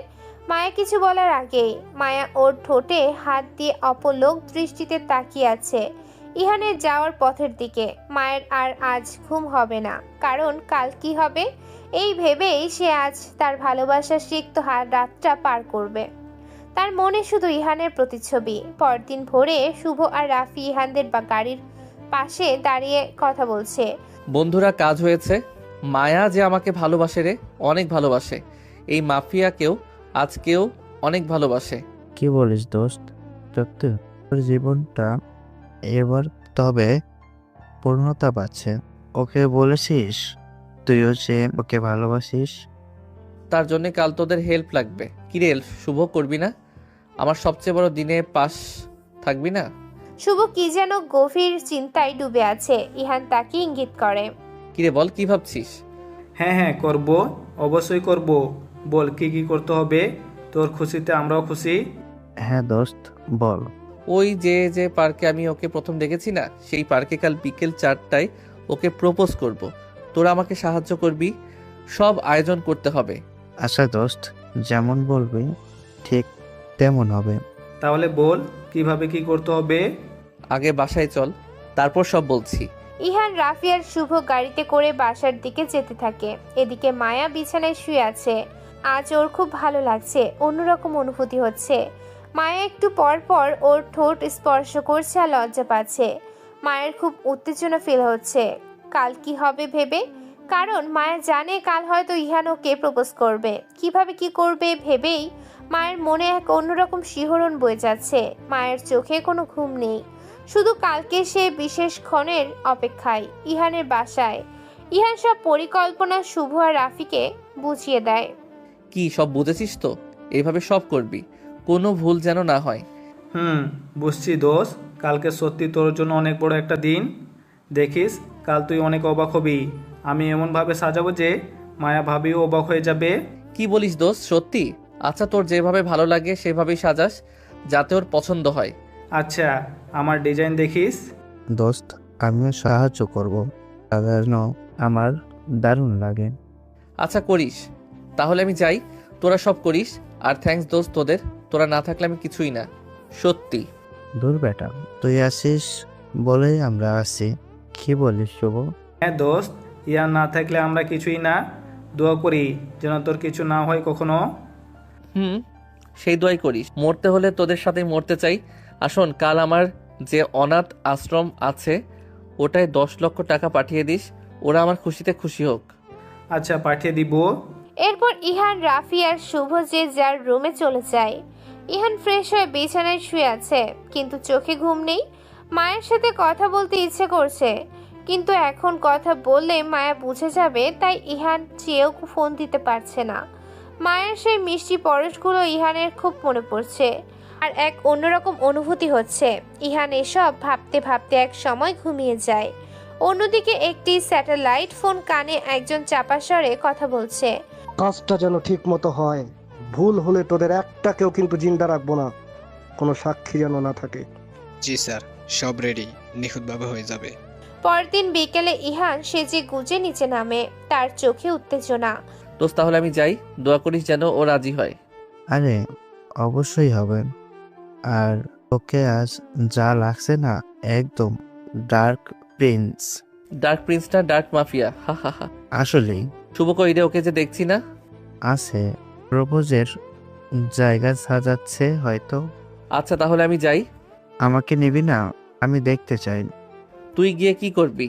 আমরা না হয় একটু একা থাকলাম, শুভকেও না করেছি থাকতে, আর পুরো পার্কটাই তো আমার আজ। আচ্ছা যা, শুভকে তাড়াতাড়ি আসতে বলিস। ইহান তখন সিঁড়িতে শুভকে দেখতে পায়। আরে শুভ এসেছিস? কাজ শেষ? হ্যাঁ দোস্ত, কাজ সব শেষ। এখন তুই তাড়াতাড়ি যা আর ভাবিকে অবাক করে দে। আমি তোর গাড়ির ব্যবস্থা করছি। থ্যাঙ্কস দোস্ত। ইহাস কথাটা বলে চলে যায়। শুভ রাফিকে বলে, দোস্ত আমার সাথে চল, তোর সাথে একটু কথা আছে।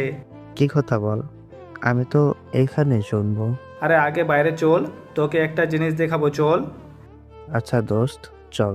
এমনিতেও তোর সাথে এখন আর আগের মতো কথা হয় না, চল একটু ঘুরে আসি। চল। শুভ রাফিকে নিয়ে বেরিয়ে গেল। পার্কে ইহান মায়ের জন্য অপেক্ষা করছে। সময় এখন 3:50। শুভটা খুব সুন্দর করেই সাজিয়েছে জায়গাটা। অনেক গোলাপের পাপড়ি দিয়ে মায়ের আসার রাস্তা তৈরি করেছে। রাস্তার শেষে লাভ হার্ট বানানো, সেখানেও বিভিন্ন ধরনের ফুল আর লাল গোলাপের ব্যবহার করা হয়েছে। ইহান সেখানে দাঁড়িয়ে আছে। ইহানের সাজ আজ একদম ডার্ক প্রিন্সেসের মতো। কালো প্যান্ট, কালো স্যুট আর কালো জুতা, একদম ডার্ক প্রিন্স। ইহান মায়ের জন্য অপেক্ষা করছে। ইহান মায়াকে দূর থেকে দেখতে পারছে। মায়া আসছে। মায়ার মায়াও জায়গা দেখে অবাক হয়ে যায়। এত সুন্দর করে সাজানো দেখে মায়া অনেক খুশি হয়ে যায়। আজ মায়া নীল শাড়ি পরেছে, চুলগুলো পিছনে খোলা, ঠোঁটে হালকা লিপস্টিক, কপালে টিপ, চোখে কাজল। মায়া ইহানের বানানো গোলাপের পাপড়ির রাস্তা দিয়ে হেঁটে ওর কাছে গিয়ে দাঁড়ায়। ইহান মায়াকে দেখে যেন পাগল হয়ে যাচ্ছে। সাক্ষাৎ পরী যে সামনে দাঁড়িয়ে আছে, নীল পরী। মায়াকে দেখে ইহান স্তব্ধ হয়ে গিয়েছে, সব ভুলে গিয়েছে। ইহান শুধু মুগ্ধ হয়ে মায়াকে দেখছে। মায়া হেসে ওঠে। খালি কি দেখবো নাকি অন্য কিছু বলবে? আমি জানি গো মায়া, কাকে তুমি অনেক বেশি ভালোবাসো। এই যে নীল শাড়ি পরেছো, এটা তো আমার পছন্দের। তুমি যাকে অনেক বেশি ভালোবাসো সেও তোমাকে বলতে চায়। ইহান মায়ের সামনে হাঁটু গেড়ে বসে পড়ে। ইহান মায়ের সামনে এক গুচ্ছ গোলাপ ফুল ধরে আর বলে, আমি জেনে গেছি মায়া, তুমি আমাকে ভালোবাসো। আর আজ আমিও তোমাকে বলতে চাই মায়া, আমিও তোমাকে অনেক বেশি ভালো। হঠাৎ বিকট বিকট কয়েকটা শব্দ হলো, গুলির শব্দ। ইহান ঠাস করে ফুল হাতে নিচে পড়ে গেল। 6টা গুলি লেগেছে ইহানের সব পিছনে। ইহান মাটিতে শুয়ে পড়ে, রক্তে নদী বয়ে যাচ্ছে ইহানের পেছন থেকে।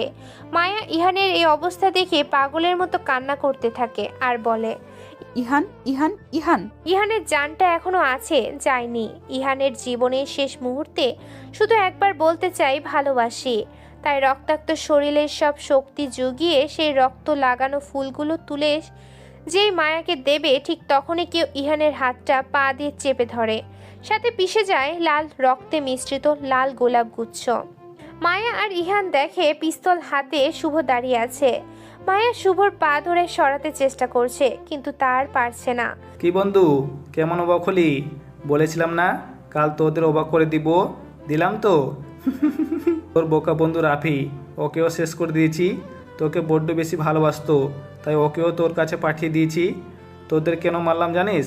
কারণ আজ থেকে আর মাফিয়া ইহান খান আর নেই, শেষ তোর রাজত্ব। আজ থেকে শুধু মাফিয়া শুভ চৌধুরীর রাজত্ব চলবে।